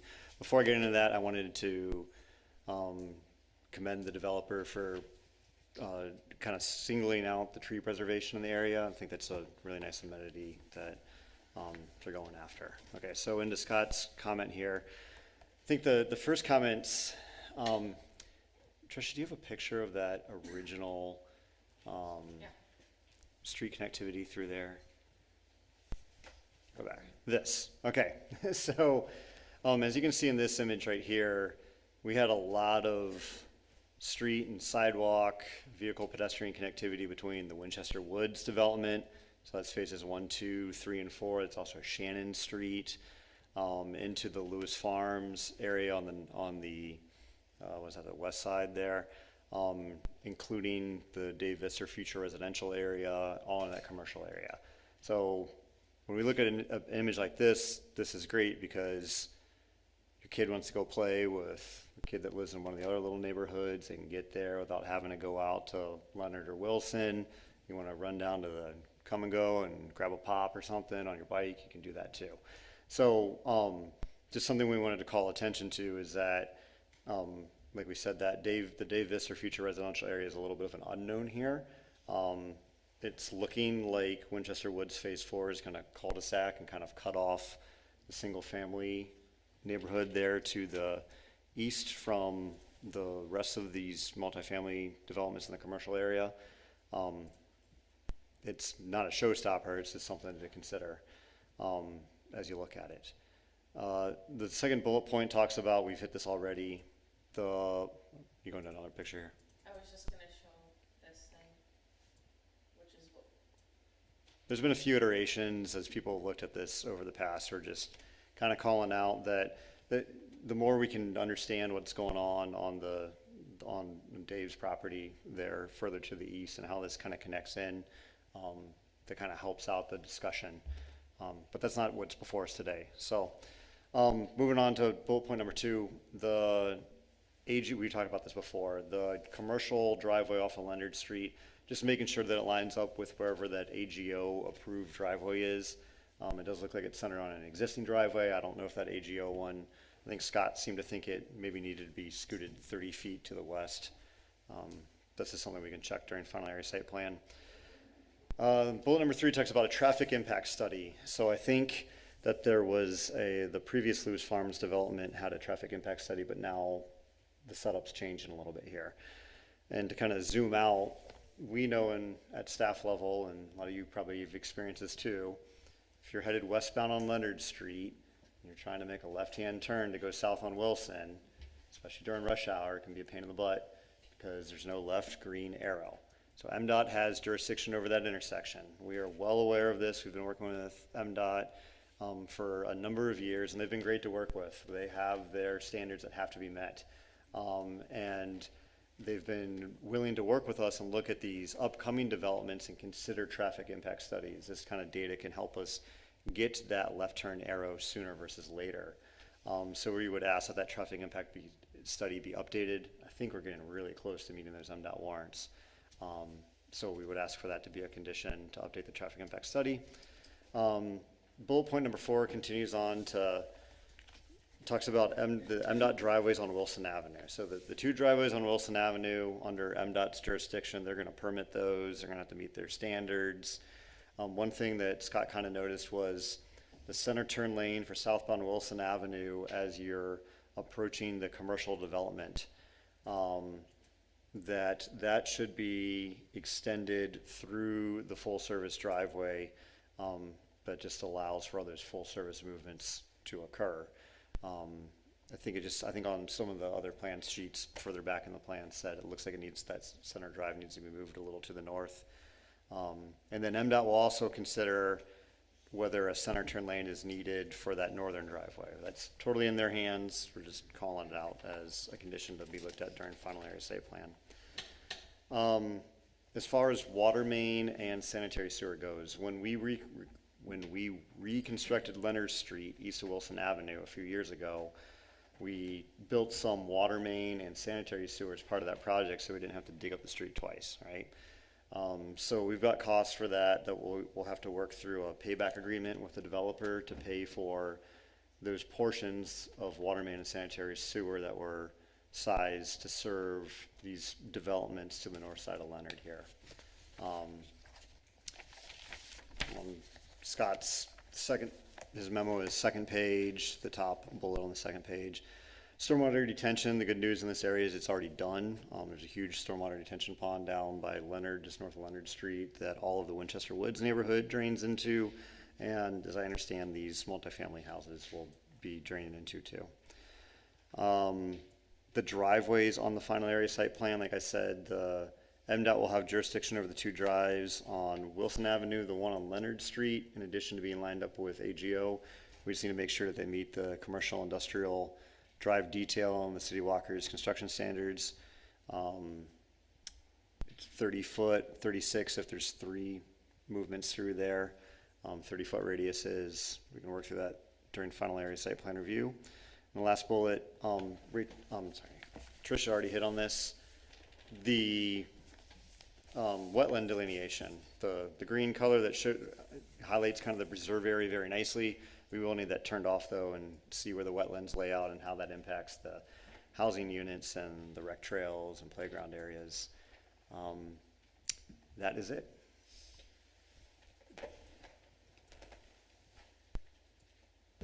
Thank you, Travis. Any follow-up questions for Travis? Travis, something that's caught my eye and within the residential portion related to having the sidewalk at the curb. On some projects, we've had some green space between the edge of the sidewalk and the edge of the street. Others we haven't. What are your feelings at this point? Well, these are going to be private streets, correct? These will be private streets back here, correct? So I believe through our private, if it's a private street, they're allowed to do this in a condo type development to allow for denser development. I mean, it creates issues with snow storage when you're plowing, but to put a 8-foot parkway in here would really eat into these people's, just the flow of how the sidewalk and the driveways interact. So for this type of development, I wouldn't say it's uncommon. They both have their pros and their cons to it. With respect to the right-of-way shown for Wilson Avenue, what is that right now? And is additional right-of-way going to be needed for future improvements? I'm not sure what the right-of-way width is for Wilson right off the top of my head. It's got to be well in excess of 100 feet, if I'm assuming. We could look it up on GIS, but I don't think they're going to have additional right-of-way. There might be an MDOT requirement for, I think you might show a little bit of one here, a drop lane as you enter the commercial into the commercial development from the north. That'll be MDOT's call on that. But typically their right-of-ways on Wilson, I think, is somewhere in the range of around 100 feet. Sidewalk along Wilson, there's an existing portion in there right now. Is there any expectation of having a sidewalk section go through that existing drive or the proposed drive for the, to the south? And likewise, is there any desire on the part of the city to have the sidewalk extended north along the entire frontage of the property? Yeah, so as far as whether we want to extend the sidewalk to the north side, I'm going to have to talk to Scott when he gets back on what his thoughts are on that. And I can't remember exactly how much sidewalk is do we have sidewalk along full frontage of West Michigan Academy of Environmental Science, or does it stop short? I don't think there's sidewalk on that side of Wilson. To the south, there's sidewalks from Leonard all the way to Lake Michigan Drive. Yeah, we've been working on that. We've been working on trying to tie the area and going south from the Standill. As you go north, you start getting into undeveloped lots. So yeah, I can ask Scott that question on where he wants sidewalk frontage, but I'll add that to the notes to be looked at during final area site plan. Yeah, I raise that just for the benefit of the developer to be aware if there's any future desires for additional right-of-way, sidewalk, that be probably covered in the final area site plan. Yeah, and we had those discussions at staff level. That actual question came up of, do we run sidewalk the entirety of Wilson Ave? And due to safety and practical standards, it made more sense to contain the pedestrian traffic within the neighborhood, seeing as it doesn't have connectivity to anything besides single-family homes without sidewalk to the north. It made a little bit more sense to contain it and push it out at the commercial end of things so that they have the ability to hit the right-of-way sidewalk, but not maybe pave that or pour concrete on that whole roadside. But it did come up. Okay. I'll add the note about the sidewalk to talk to Scott and get back to you. Okay. Yep. Any other comments or questions for Travis? Let's see. At this point, Motion to open public hearing. okay, Support. motion by Steve, supported by Tyler to open the public hearing. All those in favor indicate by saying aye. Aye. Those opposed, same sign. Motion carried. Again, this is an opportunity for you out in the audience. If you have any comments or questions on the project, we've got the city staff here. We've got the development team for both the commercial and the residential portions. Covered a lot of ground. This is your opportunity to ask any questions if you have any.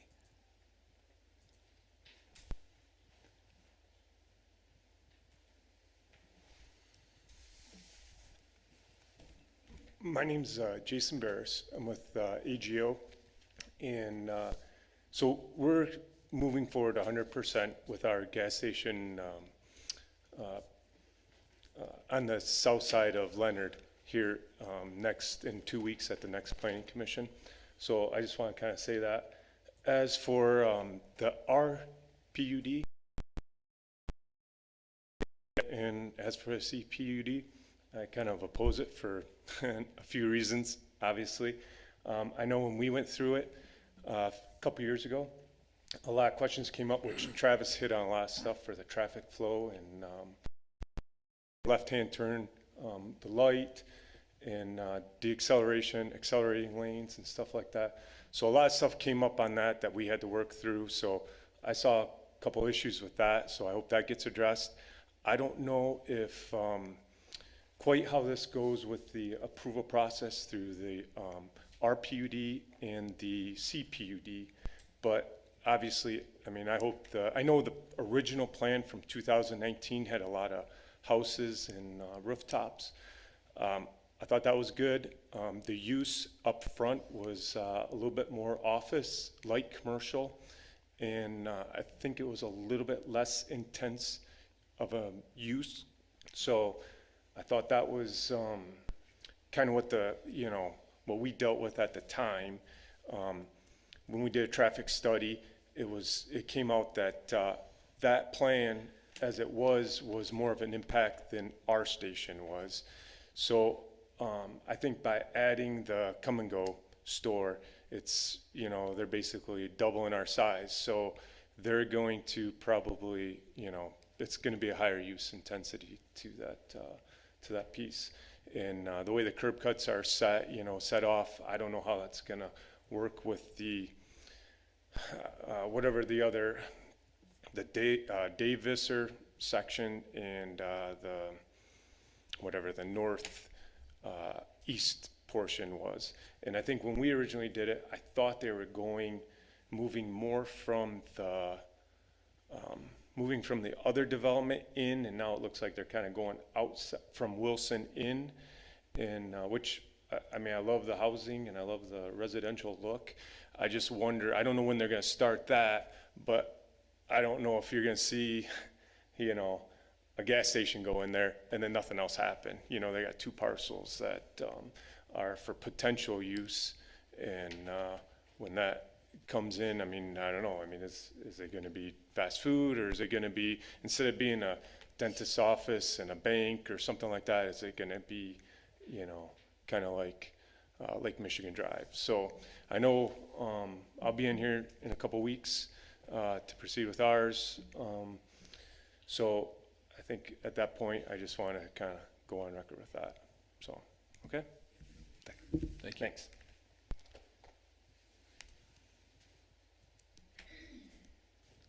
Anybody else want to come forward?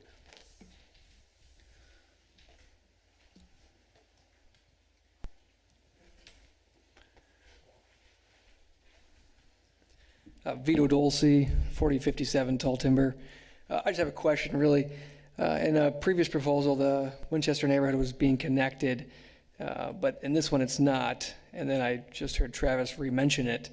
There was a lot of opposition from the neighborhood to connect that to really any development going on in that area. So is this the proposal of it not being connected, or is that phase 4 not necessarily involved in this? And is that connection point even an option at this point, or has that been totally tabled?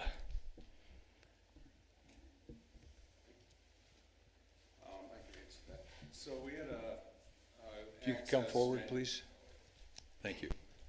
So we had an access management meeting 2.5 years ago at this table here with MDOT and staff, and it was called, I was actually requested to be there. It wasn't my request, because there was concern about that cross flow of traffic and the concern of people that would end up cutting over from Kinney to Wilson, and what that would do to the safety, the speed of people coming through there that weren't residents. And ultimately the decision was made at one point, and this was based on, Tricia had this PDF up at one point, but that was the end result of that meeting, was to eliminate that cross, which was where Tall Timber through to Wilson. And by eliminating that, it keeps the two, it doesn't have maybe the benefit of the connectivity, but it also doesn't have the detriment of, and it was decided at that time collectively that it would be more of a detriment to keep it than to just keep the 2 places or 2 PUDs or neighborhoods kind of more separate. So this is a separated plan. And I think there's another gentleman that was going to get up. He might be able to fill in a little bit more. That's Dave Visser. Hi, I'm Dave Visser. I'm obviously the biggest neighbor to the project that you see in front of you today. I really only have a couple concerns. Tricia touched on a lot of them.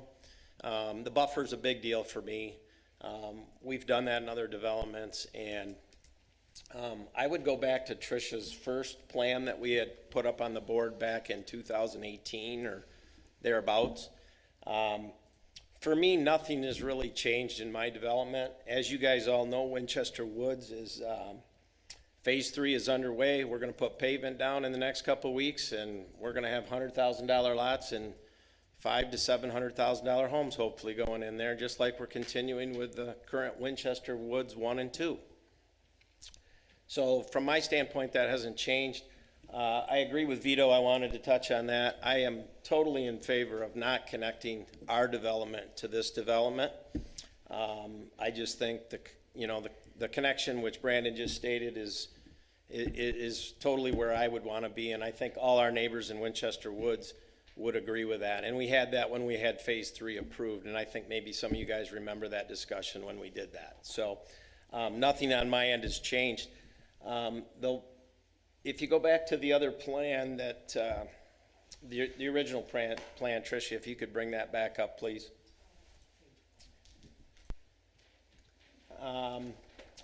Where you see the Dave Visser Future Residential, at this point, if you're wondering what's going to go on there, there's a really strong possibility that not a lot's going to change on it other than the connect point and the cul-de-sac change that you saw in the previous plan. As you guys know, we have quite a nice condo project going in off Kinney and 3 Mile, and that's where that design and that whole idea came into play. And that's actually what you see in front of you today. So from my standpoint, that's $400,000 to $500,000 single-family condos and $500,000 to $700,000 homes in my development. The biggest change here is what these guys are proposing today, which I want to make on the record. I'm not opposing that, but that I don't have a master plan of what I'm going to do there. I would just caveat this: depending on if their project is approved, I may be making some changes to the residential in the Dave Visser part, to coincide with what Tricia talked about in the 2 to 4 units per acre, whatever, kind of following suit. So I don't have that. I kind of want to see how this is all going to lay out and what you guys decide to do with that. Now I'll just talk about my quick concerns. The buffer, totally on board with that. I think Tricia answered that question, and I'm satisfied with that. I would prefer to see a 5-foot berm and 5 to 6 foot trees like I had to put in Walker back in the day. Not a big deal, but I think the berm covers that. My second biggest concern is if you go back a picture, Trish, they're showing a connection point from the come and go driveway into my property. And I don't want to see that happen, guys. I don't see condo people wanting to view into a gas station parking lot, nor do they want their traffic coming into our condo project. So if I had my way, I would not want a connection at all anywhere near that come and go gas station. Even though it's a beautiful plan, there's that mix of residential and commercial. So I think you guys need to see that and understand where my position is on that. If we put in a condo project like we did on Kinney and 3 Mile, we don't have any connectors. A condo development's a condo development. So I just want to reiterate that. Lastly, well, maybe not lastly, but if you slide over to the trails and the park stuff, I think Tricia made a really good point. You can see all the designated wetlands that we have in there on all our lots there. I'm not sure how it plays out with the rec area, and I really, quite frankly, I think that should all be left alone and natural. We're going to have, in my estimation, very expensive, nice homes, and don't really want to have a park or a recreation area behind our homes, nor a walking trail in there. We have enough problem with people that try to do that in certain neighborhoods and whatnot. So I think they have enough area where maybe that could be brought somewhere else, but not necessarily right up against our property line where it's currently shown. So I would like you to consider thinking about relocating that or leaving that whole wetland area alone, and maybe that will all get left alone after they do their delineation or whatever you guys talked about earlier. So that's another concern. That's really about it, I guess, from my standpoint. I would have liked to have seen more traffic go, instead of all going out on Leonard Street. You have an access, but really every car and every piece of traffic is going to go out on Leonard Street from this development, other than the come and go people. So I think you guys should really think about that. Until they get their second entrance in, of course. Then there's a lot of traffic going 20 feet from the backyards of our buildings. Semis, cars, trucks, just a lot of activity there, and I've got a lot of our portion of our project is there. But, you know, just for the record, I think it's a good plan. Those are just my concerns that we can cover, and you can decide where you go from there. Thank you. Thank you. This is Vito Dulce again. I also like the 5 to 6 foot berms as well. Just living in the neighborhood and the houses that are going to go in there, I want to make sure that they sustain their value. Backing up to apartments is not ideal. The more you can separate those by trees, berms, distance, is definitely going to greater help the neighborhood values. Anytime I show a place, they see apartments in the back. Definitely not ideal there. So any separation would be definitely advisable there. So, Thank you.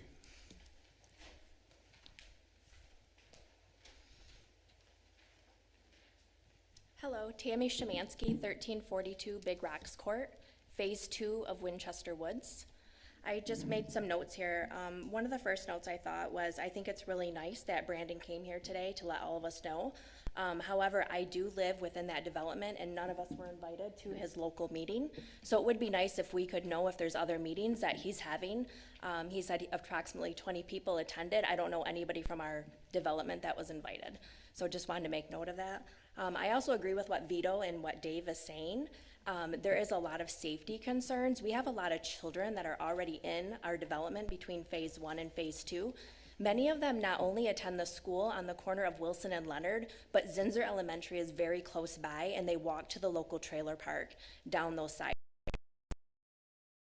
Gas station, while that is okay on that corner, 2 gas stations does seem very excessive when there's other gas stations just a block away down the road.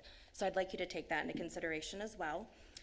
Brandon also made note that this is for maybe some young families or some retirees. We also live in the Grand Valley neighborhoods as well. So these multiple units could be bringing in late night parties or college students. So just another thing to think about. I also could be mistaken, but I believe that there's other rentals or apartments that are being considered for the Walker area. So I don't know if another rental development or community is really that needed. Just some concerns. Thank you. Thank you.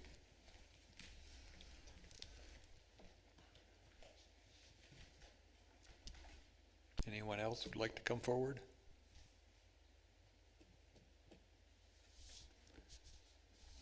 Motion to close public hearing. Support. Motion by Steve, supported by Tyler to close the public hearing. All those in favor indicate by saying aye. Aye. Aye. Those opposed, same sign. Motion carried. This is a big project. A lot of missing or moving parts here. If we can, just throw out some of the areas that we are some decision points for us tonight, and one of them is the most basic one is the density. The master plan says 2 to 4 units per acre, and Tricia, I think, did a great job of explaining her reasoning that she felt that was generally consistent with that, and I guess we might want to address that up front in terms of what that might mean. Whether there is we have a consensus that it is or isn't consistent with the master plan. For my part, I can live with the density. I think that I'm pretty happy with the overall design of what we're looking at on the residential piece. And part of the CPUD thing is about some trade-offs, I think. One of the things that I'm struggling with, though, just to put it out into the air, is the design of the commercial space in the property. I can live with the come and go property, but the other pieces, and this is the same kind of drum that I've been beating forever, but looking at the master plan and I guess remembering those meetings and the intention that we had for this corner of Leonard and Wilson, knowing that we wanted it to be more a little bit neighborhood scale, and I think when you look at like drive-through, things like that, I struggle with that because and even looking in the text of the master plan for this part of the area, we talked about lower intensity. So that's where the gas station and drive through, and some of even the layout is not really complementary to that. Again, I can probably live with the gas station if the rest of the design had complemented that too, but I think it just all is again a game of trade-offs and some of the things that sit out there for me. So, for what it's worth. Any other comments with regard to the density and the master plan conformance? I'm fine with the density. It's not off far, and there's an awful lot of green space around it. And looking at it from above on Google Maps or whatever maps you use, there's a lot of trees there. So in the preservation of the trees, I mean, it really is an advantage to that area. It'll look a lot more older or more developed, longer developed than it really is. So as far as that, I'm fine. I'm kind of with Steve on the other. Yeah, same comments, no real change on that. The only thing I would add is that when we did do a lot of the planning with the master plan, I think we had specifically called out that would be an appropriate gas station spot. So we knew what that was. We did not ever discuss a drive-through type of space there, so that obviously would be a little bit sour, but that's not really coming to us as a part of this, and that could be. Well, I think that this is a topic that we should be able to talk about. Yeah, and that's why I'm saying I think it's one of those things where the recommendation was don't bring a drive-through back to us. Yeah, and I think that, again, and the way we talk about the PASP stuff is you're looking at the two-dimensional design, right? And it not to say that they've come set in stone saying this is going to be a drive-through, but I just, again, looking through the master plan, the way that we wrote it, it was designed, we want more of that, I guess, development that's oriented to the pedestrian level and trying to get more to, I know specifically side and rear yard parking, and so that those buildings are a little more front facing to whichever way they want to orient it. Because I actually could have half a mind to say if you want to orient it to the back of the site where some of that traffic may be running through that spine road to the apartments wouldn't be the worst thing either. But that, again, these are just things that for me are standing out, and again, we feel like we keep having this discussion. Yeah, and then in terms of density, I can get on board with it. I would like to see it closer to 4, but I understand that. One of the things that Dave had mentioned was, when they do a wetland study, they may find that they have to cut out just a couple anyways in that particular area, which might end up bringing it down to that close to 4. I agree with the landscape buffer. I think that's nice. And then I would also say that extending tall timbers would not be a good situation here. I think continuing to keep it completely separated seems to work, and that's where it sounds like everybody wants to go, so that obviously is a nice thing. Pat, any comment? No new comments. I think those guys have said everything that I was thinking too, so I don't have anything to add. I like the general idea of it. I think if we can get the landscaping, the trees, and I hear 8-foot buffer, 3-foot buffer, 20-foot buffer, maybe we can define that a little bit somewhere along the line. I think the landscape is really what's going to make this nice. I struggle a little bit with the density. We've held the master plan, and we are talking about an exception here. The parking spots are 2.3 per unit. I think that's a function of density also. That seems like it's going to be kind of tight in there at just 2.3 parking spots, because there's not a lot of off-site, off-street parking in the plan. So that's my thoughts.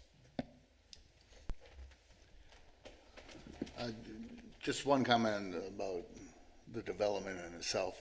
We've worked with Vissers a long time, a very long time. And I hate to compliment developers ever, because it never seems to work out, but they've done a good job on other things. And this isn't just they're not fly by night. I've been on this 15 years and seen them do a lot of different developments, and I appreciate their thoroughness.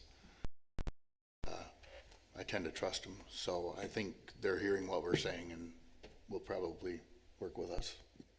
I was just gonna make a comment on what Mark was saying there in regards to some of the parking and the drives. We've had some pretty of how deep those drives are, what the car lengths to fit in those and that sort of stuff. So I would encourage the developer to at least work with staff on that a little bit, because that's something we've been very strict in terms of how we've laid that out and what kind of the minimum has been. And I think this is a case where that's going to probably apply also. That's a good point. With regard to the comments that have been made, I'm largely in agreement. I think both the floodplain, or not floodplain, the wetlands, getting that delineation on there is going to be very important. And what's going to be involved in terms of preserving the trees that are there. It's one thing to identify that on the plan, the other is to get that detail, and that'll come out in the final area site plan as far as which trees are going to be, get a good inventory of the trees that are there, which trees are going to be preserved, and then working with them for, I think Tricia in her recommendation recommended some type of an easement over that for the long term, so that those would be preserved, because it is, I think, an attractive part of this project. But I likewise feel that with the wetlands portrayed on the plan, that density will probably go closer to what that 2 to 4 range that is specified in the plan. The low intensity commercial, I think that's important to be mindful of that as we look at these. Again, this is a conversation between ourselves and a developer in terms of going from a preliminary area site plan to a final, and these are things they're going to really hone in on as we get to the final area site plan. Traffic circulation,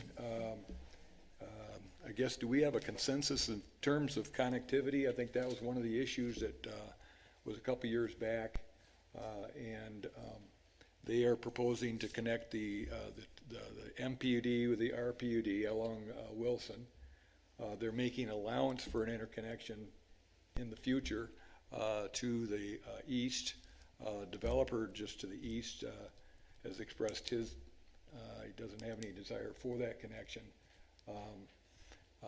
That's a matter where if it's identified as a future, then as the adjacent developer comes in, he could very literally indicate his intent and desire to keep those either connected or disconnected as he goes through the development process.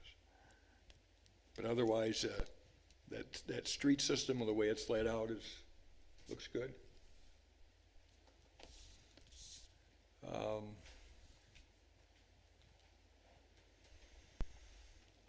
Yeah, I think I'm always for connectivity, but as far as eliminating tall timber, I agree with that, and I'm not sure what Dave Visser will do in the end with his.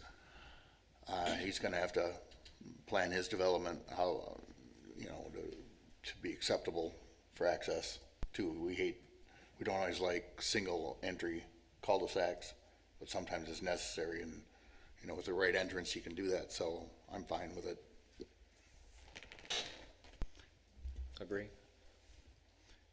I do have a question for the gas station applicants. In terms of, again, let's probably get into a final area site plan, but I think it's important to look at it right now, is how your tankers would come into and out of the site, given M11 going through there. The truck route in that area I believe the truck route is Wilson. And our intent would be to route trucks on and off of the closest truck route in how we design the site. So you'd be coming in and leaving on Wilson? On Wilson would be the intent. Okay. Yeah. So you don't foresee trying to come out to Leonard to come to the light to be a... Our intent would be to design it in a way that would always go out Wilson, just by virtue of the fact that that's the truck route and that's where they should go. So in and out would be Yeah. both Yeah, in that Wilson. fashion? Yep. Okay, Yep. thank you.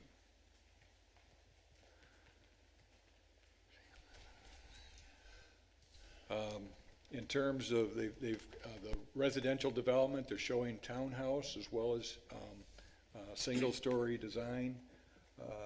And I think there's some forethought there to be able to have the single-story as the population ages. That seems to be more sensitive to that concern.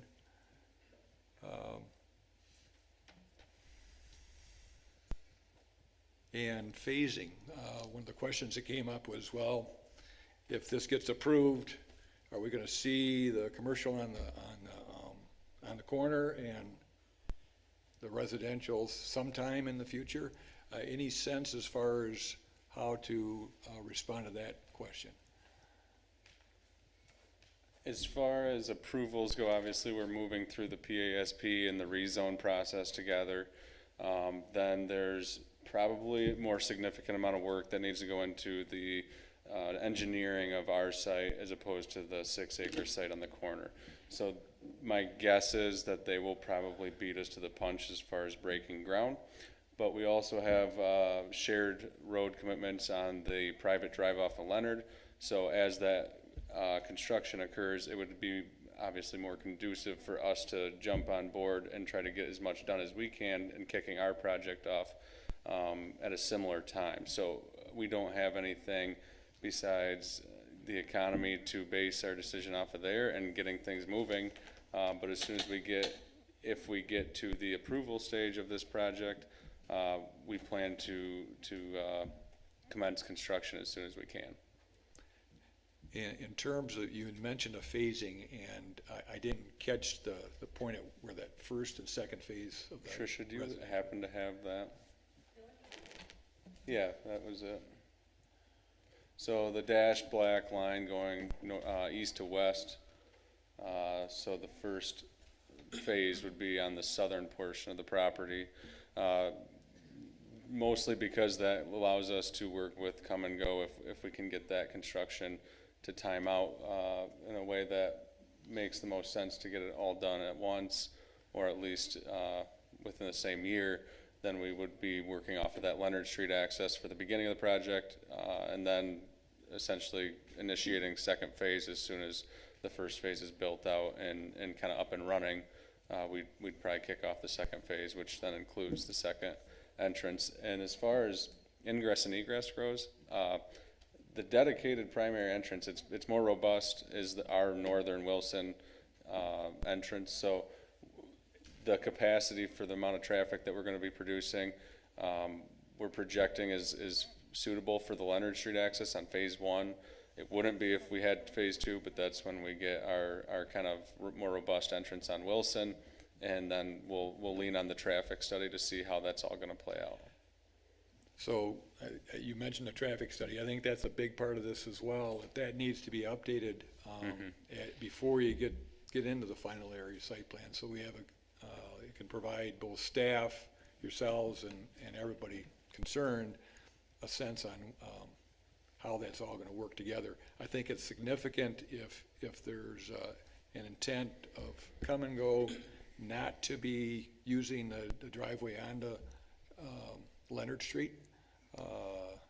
Those left turns there, the westbound left turns are a bugger.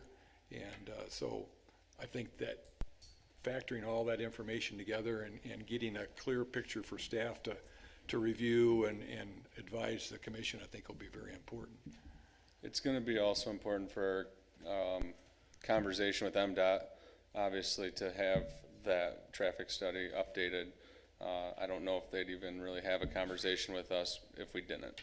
So that'll be most likely a prerequisite for them as well. And we've already had the discussion because MDOT's been at the table for this project more than one time. So they're aware of kind of the general layout. Nothing has really changed since we last talked to them. We adjusted our plan based on their recommendations back in February. So this plan has really kind of developed with the contributions of staff, MDOT, and many others, that this isn't just kind of willy-nilly. Just a quick question. Has there been an analysis done on the units per acre for just phase one based off from that acreage and not with 1 and 2 combined? Because the 4.7 is based on the 28 or 26.85, not just what phase one is. Does that make sense? Has that been done? That hasn't been provided to us. And the only concern there would be is that if there was a phase one approval with those units, your units per acre would be significantly higher based off the picture. Now that may not be true. See where I'm going with that?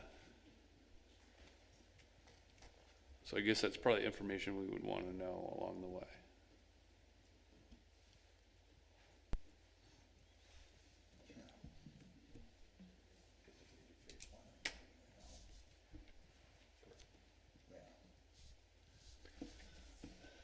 I think there was a comment made as far as the relative location of the recreation area and maybe the trail itself on the northern part of the site. Again, it's raised as an issue. I think it's a good concern, and so as you work from preliminary to final area site plan, and again, wetlands may be a factor there that will guide that evaluation as well. Definitely. As far as the rec spaces go and the walking trail as a whole, they're general. I mean, we'll weave it around trees, obviously, so the ability for us to put a really good bead on that is really difficult until we at least have the engineering of the site completed and for the FASP. To answer Trish's question, it was intended to be a natural surface, not an impervious surface, so that it does fit a little bit nicer into the natural elements on the property. It would be something that we can specify on our FASP as well. And as far as the location of the rec spaces, we've worked really hard to try to fit this whole project as far as the street, the building locations, the way that it all works to the topography of the land. If we've gotten this far, I can assure you we'll make our best effort to do the exact same thing for the rec spaces, and definitely in consideration of the neighboring properties. Okay. So I don't know, hopefully that covers the high spots here. And then we've got the detail of the recommendations coming from our city engineer and the planning director. Do you think we're there as far as being able to take action this evening or not? Because we've got two actions. One's a recommendation on the rezoning and the other is the preliminary area site plan. What Jason said really disturbs me about the density. What do you mean, sorry? About the density, they do it in 2 phases. Phase 1 could come in, we have final area site plan for phase 1, we approve it, and then all of a sudden, they don't do phase 2 at all. The density, that'll be high density residential, in my opinion, looking at the drawing rather than RPUD. So I'm a little bit stumped on what to do about that, because I would want to make sure that this whole thing happens there, and that gets your density to where it should be. So just to comment on that, the way that we looked at it was for phase 1, if phase 2 was not initiated and phase 1 was complete and people were living there, it would simply just add to the open space acreage allowed for the people that are there, because it's all one parcel and one project and one community now. So essentially they would, instead of having 13 acres of preserved woods, they'd have about 18 or whatever. Okay, as long as you're aware, we'd probably not divide that lot if you came in for it. It would, yeah, correct. Okay. Then I'm comfortable proceeding. For my part, I could move forward on the rezoning. I'm inclined to table the PASP just so we can get some of these details ironed out, get things at a point where I'm more comfortable moving forward, but again, to the group. Sounds good to me.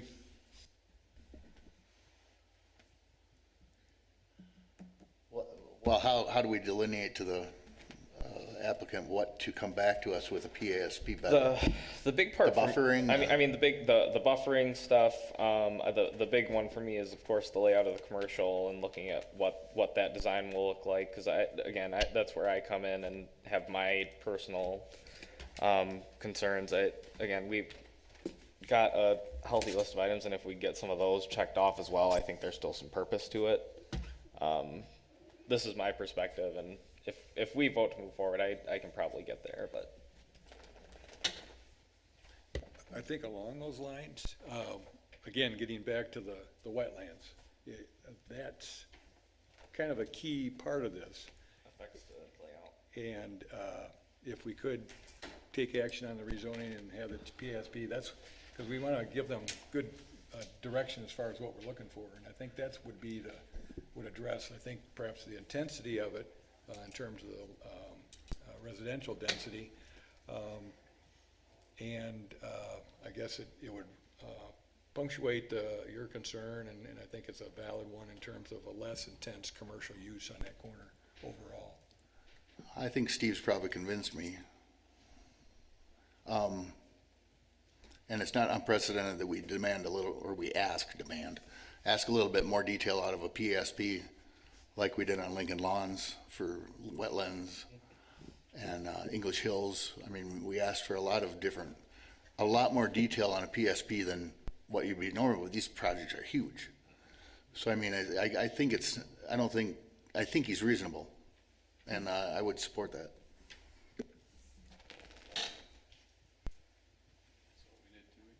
Yeah.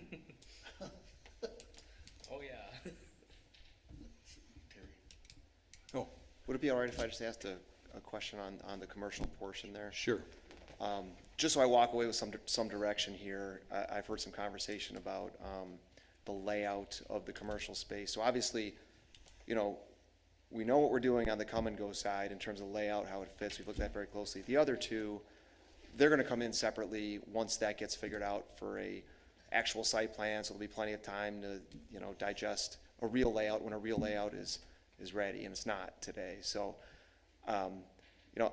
I don't know how much I can be or necessarily should be at this stage playing around with layouts on those other parcels that I just don't know what they're going to be. So I guess I just offer that as for thought. Yeah, and so as I raised the concern, so I'll try to address if that's all right. I think that my perspective when I come in on this is that, again, we're approving the two-dimensional plan, and I think that from my perspective, if we can see at least the initial drawing reflecting more of what we were trying to reflect in the master plan, then when a developer does come back, they can say, okay, this is kind of where you start from, and if we need to have a substantially different layout, we can have that discussion at the FASP level. But I guess trying to at least bring that discussion forward at the first level from more of in our community goals is what I'm trying to get to. Does that make sense? It does. I guess I'm going to need to just make sure I'm clear on what that vision is. We look at the plan that was approved before in comparison that had, more retail buildings Right. and everything. Sorry. No, go ahead. No, I understand where that confusion comes in. That was approved. We did that the year before we did the master plan, I believe. Yeah, we started that in 2018, actually. Yeah, and that's where that came in with a little bit different. That was more driven by what the development had sought to do, because we didn't have that clear, I guess, idea of what we were trying to do. Now I think we're trying to weed back from that to more of this being like a more neighborhood level commercial hub than the outlot style of development that was proposed there before. Okay. Does that make sense to you? I think so, yeah. I think so. Okay. Sure. Thank you. I would say to you that it's going to, if we move ahead with the rezoning, which I'm assuming we're going to, that takes a little bit of time to do, so you can't come back to us anyway until that's done. So that's a month and a half long project to get it just rezoned. In terms of coming back for the final? Yeah. Yeah, right. 2 hearings, which are 2 weeks apart. And if you want to have more discussion on what we're looking for there, certainly staff can be a resource, and I'm happy to have discussions on it too. Great. Could I ask a question as well in relationship to use? You brought up use, less intensive use. So I'm reading into that. Are you having angst with drive-through? Drive-through is, from my perspective, an issue just because it is kind of a heavy commercial use for what we're considering a neighborhood level development. Perfect, thank you.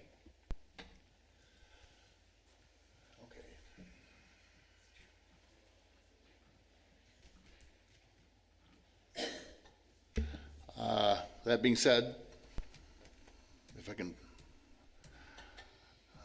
case number 22-019, 1500 Wilson Avenue Northwest, Lewis Farms West, rezoning from MPUD to RPUD1 and CPUD. I move to recommend approval by the City Commission for the rezone of the parcel located at 1500 Wilson Avenue Northwest from MPUD to CPUD and RPUD in accordance with the legal descriptions shown on sheet 1 of 5 of the plan set last revision dated July 18th, 2022 for the Lewis Farms 120 unit multifamily development with 3 commercial outlots based on the findings outlined in the planning director's report dated July 19th, 2022. We have a motion? Support. Support. I just want to get a clarification on our, there's a difference between the suggested motion and the proposal. I think proposal initially refers to RPUD 1. And so. Oh, it does. Tricia, did we ever get that modified? I've heard 1 a lot tonight, and I just want to clarify, is that supposed to be RPUD 2? No, it should be RPUD 1. Oh, okay. Are you talking about the? The motion says rezoning from MPD to RPD 1 and CPD. The wording says RPD 2. Okay, gotcha. Well, it's a typo. So it should be RPUD 1. RPUD 1. I would amend my motion to RPUD 1. Support. Okay, so we got a motion. Oh, go ahead. Oh, okay, gotcha. Yep, it's right here. Oh, and I also would like to amend my motion to say with 3 commercial outlots, noting that it may not be 3, it may be 2, it may be more than 3, pending further review. We got a motion, we got support. Okay. Wait till Carol writes that one. So a motion by Tyler, supported by Steve for conditional approval, recommendation to the City Commission on the rezonings from MPD to CPUD and RPUD 1. Any other questions? All those in favor indicate by saying aye. Aye. Those opposed, same sign. Motion carried. Okay. It's your turn. Yep, that is fair. Tricia? Oh, I was just going to mention to you, since I didn't prepare a motion for you to table, what I did do, and maybe you already noticed this, but these are the criteria that must all be met. So if you do plan to table, then you would just want to cite, which of these that you don't think are met as your findings. Okay.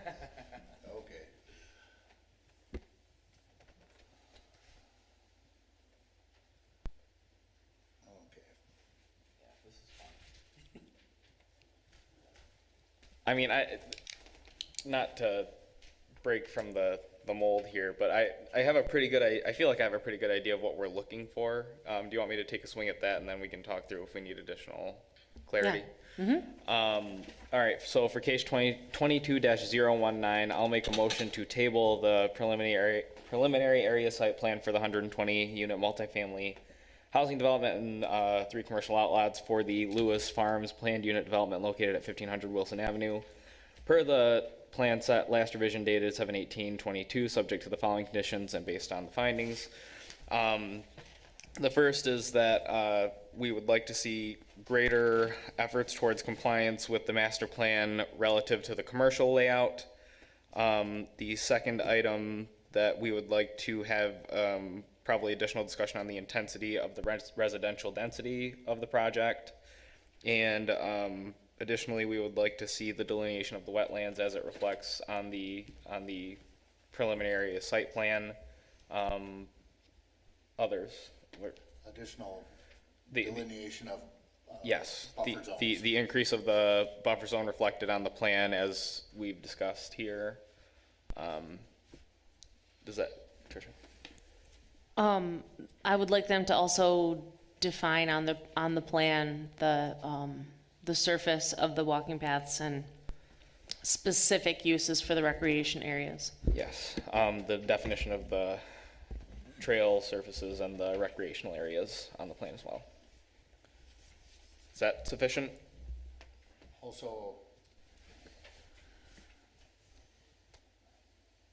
putting in, no, never mind. We've talked about that. Okay, so those items and anything else that they're able to address prior to the PASP review would be wonderful. Support. Okay, motion by Steve, supported by Tyler for conditional tabling of the request and with the delineation of what specific areas we're looking for those to be clarified. Any other comments, questions? All those in favor indicate by saying aye. Aye. Aye. Those opposed, same sign. Motion carried. Thank you.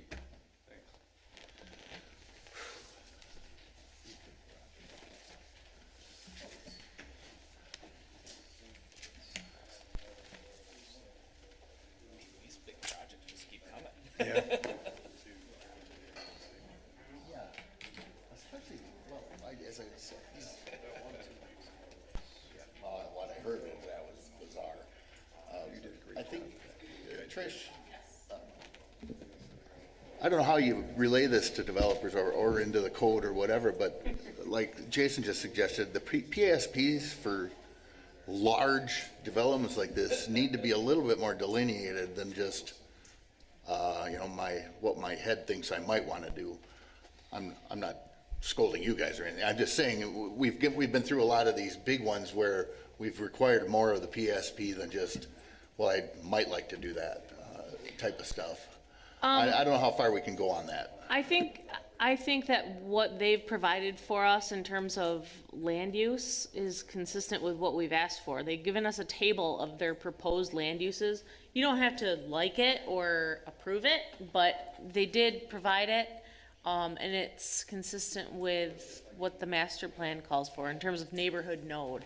If that's what you're talking about, like for the commercial part. Well, no, just a little bit more detail. There's, right now you're going commercial up against residential, which we don't always like to do. We like to see office more than that.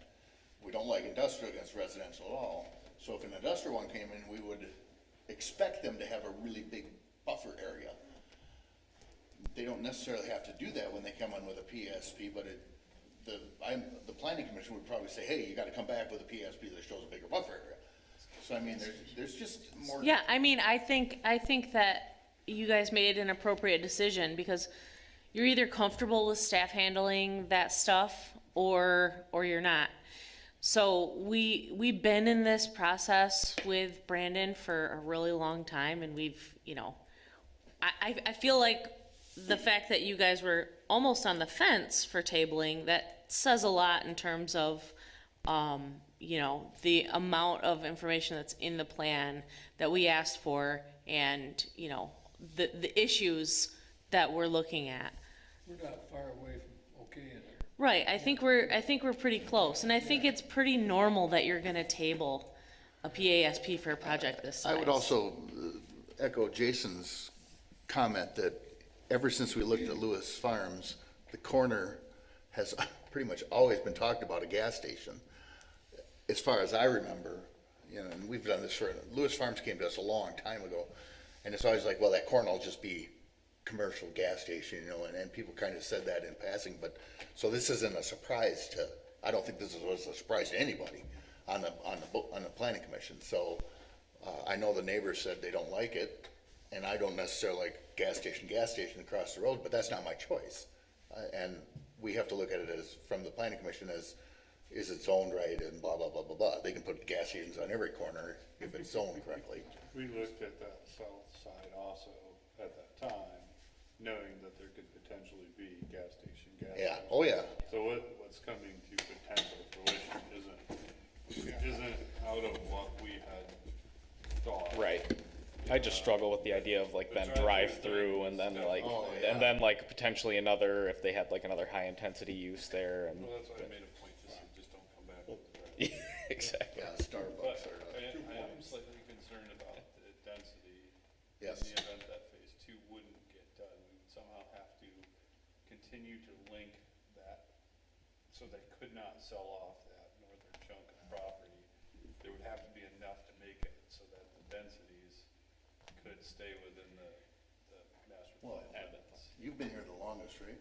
That would be a good What condition. happens in 5 years if they come back and things have crashed between now and then, they come back and that's not, they did phase one and not phase two, how many of us are gonna remember? COVID 23. Well, we went through this with 08, 09, where, Yeah, Dave's. even Dave's, Yeah. where he couldn't keep it going and then had to He's had to put a essentially lot of stuff stop. on hold, right? Yeah, 10 years he sat on that lot, those lots on, and then he had to come back with a newer plan that didn't match exactly what he had.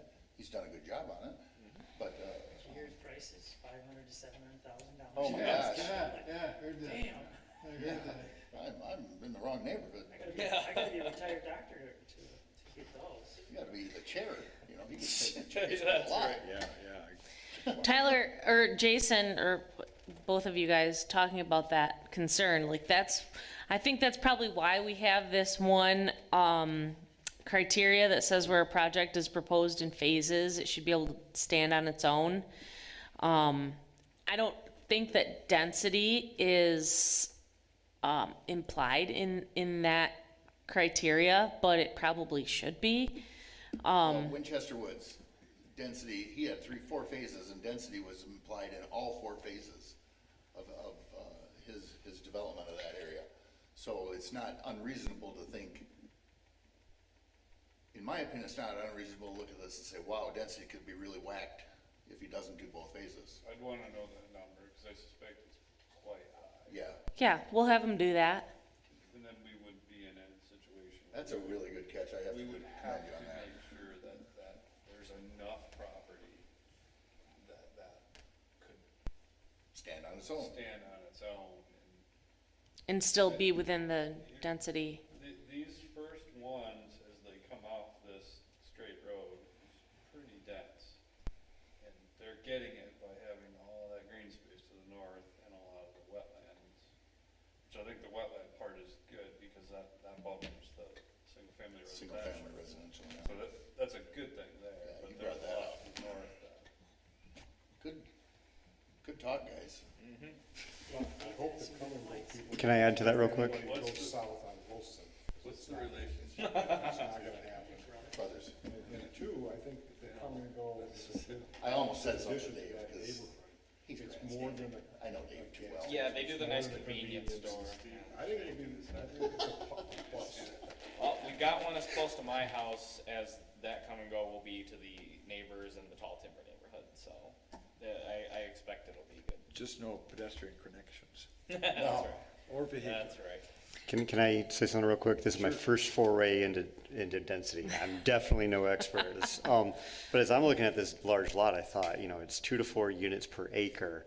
And we're talking, how many acres are in phase 1? Yeah, we don't know that. 15, 20, 12, right? And so, Okay. if you've got let's just make it easy. Let's say you have a 30-acre parcel and they're going to develop 15 acres of it. Is it really fair to include this phase 2, 15 acres to the north? Because like you said, you've got super dense on the south and nothing on the north. It just kind of depends on how you define this. I think 2 to 4 per acre, you've got 15 acres. So you're developing 15 acres, you divide your units by the 15 acres, and that's how you get your density. As long as the development to the north is contingent, or upon it being Well, this- calculated into the. This gets to Tyler's point about each phase kind of standing on its own. Right, you're talking about literal 2 to 4 per acre. Mhm. Like every acre has 2 to 4 on it. Every developable acre. That's one end of the spectrum, right? That's one end of interpreting that. The other end is we can lump it all together and count all this, all this forest to the north. The danger of lumping them like that and saying that they have to meet at acres when you have a significant amount of wetlands and you need to actually cluster maybe 2 units and then you have a wetland between it and then you cluster another 2. I think you have to look at it as an overall. Yeah, I was just bringing it up to just to give the other end of the spectrum, right? Because Yeah. we're like, well, we'll count all that forest to the north. So I was like, well, what if we divided it just per acre, right? So you try to find an in between, and I think that kind of got to Tyler's point of, just like you said in Winchester Woods, each phase kind of stands on its own. I went back and looked at Lincoln, and that was, their density was like 6 units per acre. And then the one behind Myers that we just saw is something like 6 units per acre. The master plan calls for, I think, 6 to 8. 4 to 8. In both, what? In both- 4 to 8. Right in the middle. In both places, so I don't know why this one is a little bit less. Well, I think at the time when the master plan was being updated, I don't think anybody anticipated this massive housing shortage that was right around the corner. Yeah, wait a year. I don't think there's gonna be a housing shortage in a year, but I'm not, don't go to the stock market with my. We'll find out soon. So, I'm sure you guys are ready to get going. I just have one thing. The Vista 45 folks, have been encouraged to, participate in a work session with you guys. So, this would likely be a separate standalone meeting, not during one of our regularly scheduled meetings. And so, they're interested in knowing like what dates would work, what wouldn't. They want me to throw out some dates for them. December 27th. Yeah, week after Christmas. 6 months from now. My So do fault. you guys have any, the last time we tried to schedule a work session, we didn't have a quorum. Not, It's gonna have to be in an evening, cause. yeah, that's why I said we'll have It's to pretty hard to get away. schedule a special meeting, Yeah. I would say the evening and then one of them off Wednesdays. one of the off Wednesdays. Well, then she's got the ZBA. Well, I don't have a lot of ZBA meetings. I try to not have ZBA Well, that's good. meetings. Yep, smart. That's smart. We should try that here. No. I try, Steve, I do. Yeah, well, that would be, Not fair from the contractor side. That's right. yeah. I want those meetings That's right. consistent. That's right. Like, Well, we these literally ones, look yeah. 6 months out to plan and how we, Yeah. so we look at it and say, okay, they're going to have a meeting in 4 Yeah. months. We need to make sure that Yeah. we're ready for that. The guy that buys 3 boats and can't put them in his garage wants to build a bigger garage. That's something else. Yeah. So you're okay with one of our off Wednesdays? Yes. Okay. Yes. Do you guys, does anybody have a strong preference for time? Like 6:30? 6:30, yes. Or would 5 o'clock be okay? I probably Or would that wouldn't be do too sooner close? than 5:30 just because generally people getting off Yeah. work, right? I take an awful lot of time off work for different things, so have you. And we're trying to sell our company, so I have to be around for a while. Okay. So would 6 o'clock be okay, or should we stick to the right? 5:36 or 6:30 is fine with me, so. Yeah, it's okay. Yeah, 5:30 or 6 is fine. Okay. Well, Yeah, You pizza. guys? Wednesdays are, if we have Oh, that's right. ITP, so, We do have that from time to time, don't we? yeah, so 6. 6 be good. Yeah. 6 be good. 6? Okay. Have what? Rapid board. Oh. I'm on the Rockford Planning Commission. Whenever there's a meeting, like right around dinner time, they always feed us. And I'm like, Why are you not doing Yeah, hey. maybe I should. Was Maybe I that should. rhetorical? Hey, Yes. She said it. Remember all those snacks I got for the last work session that never actually happened? Those were some good snacks. I'm sure there's money in the budget. I'll talk to Gary. We'll see. Yeah, we'll see. Your commission liaison Just will have a incentive for you guys to come if there's pizza. Okay. Yes.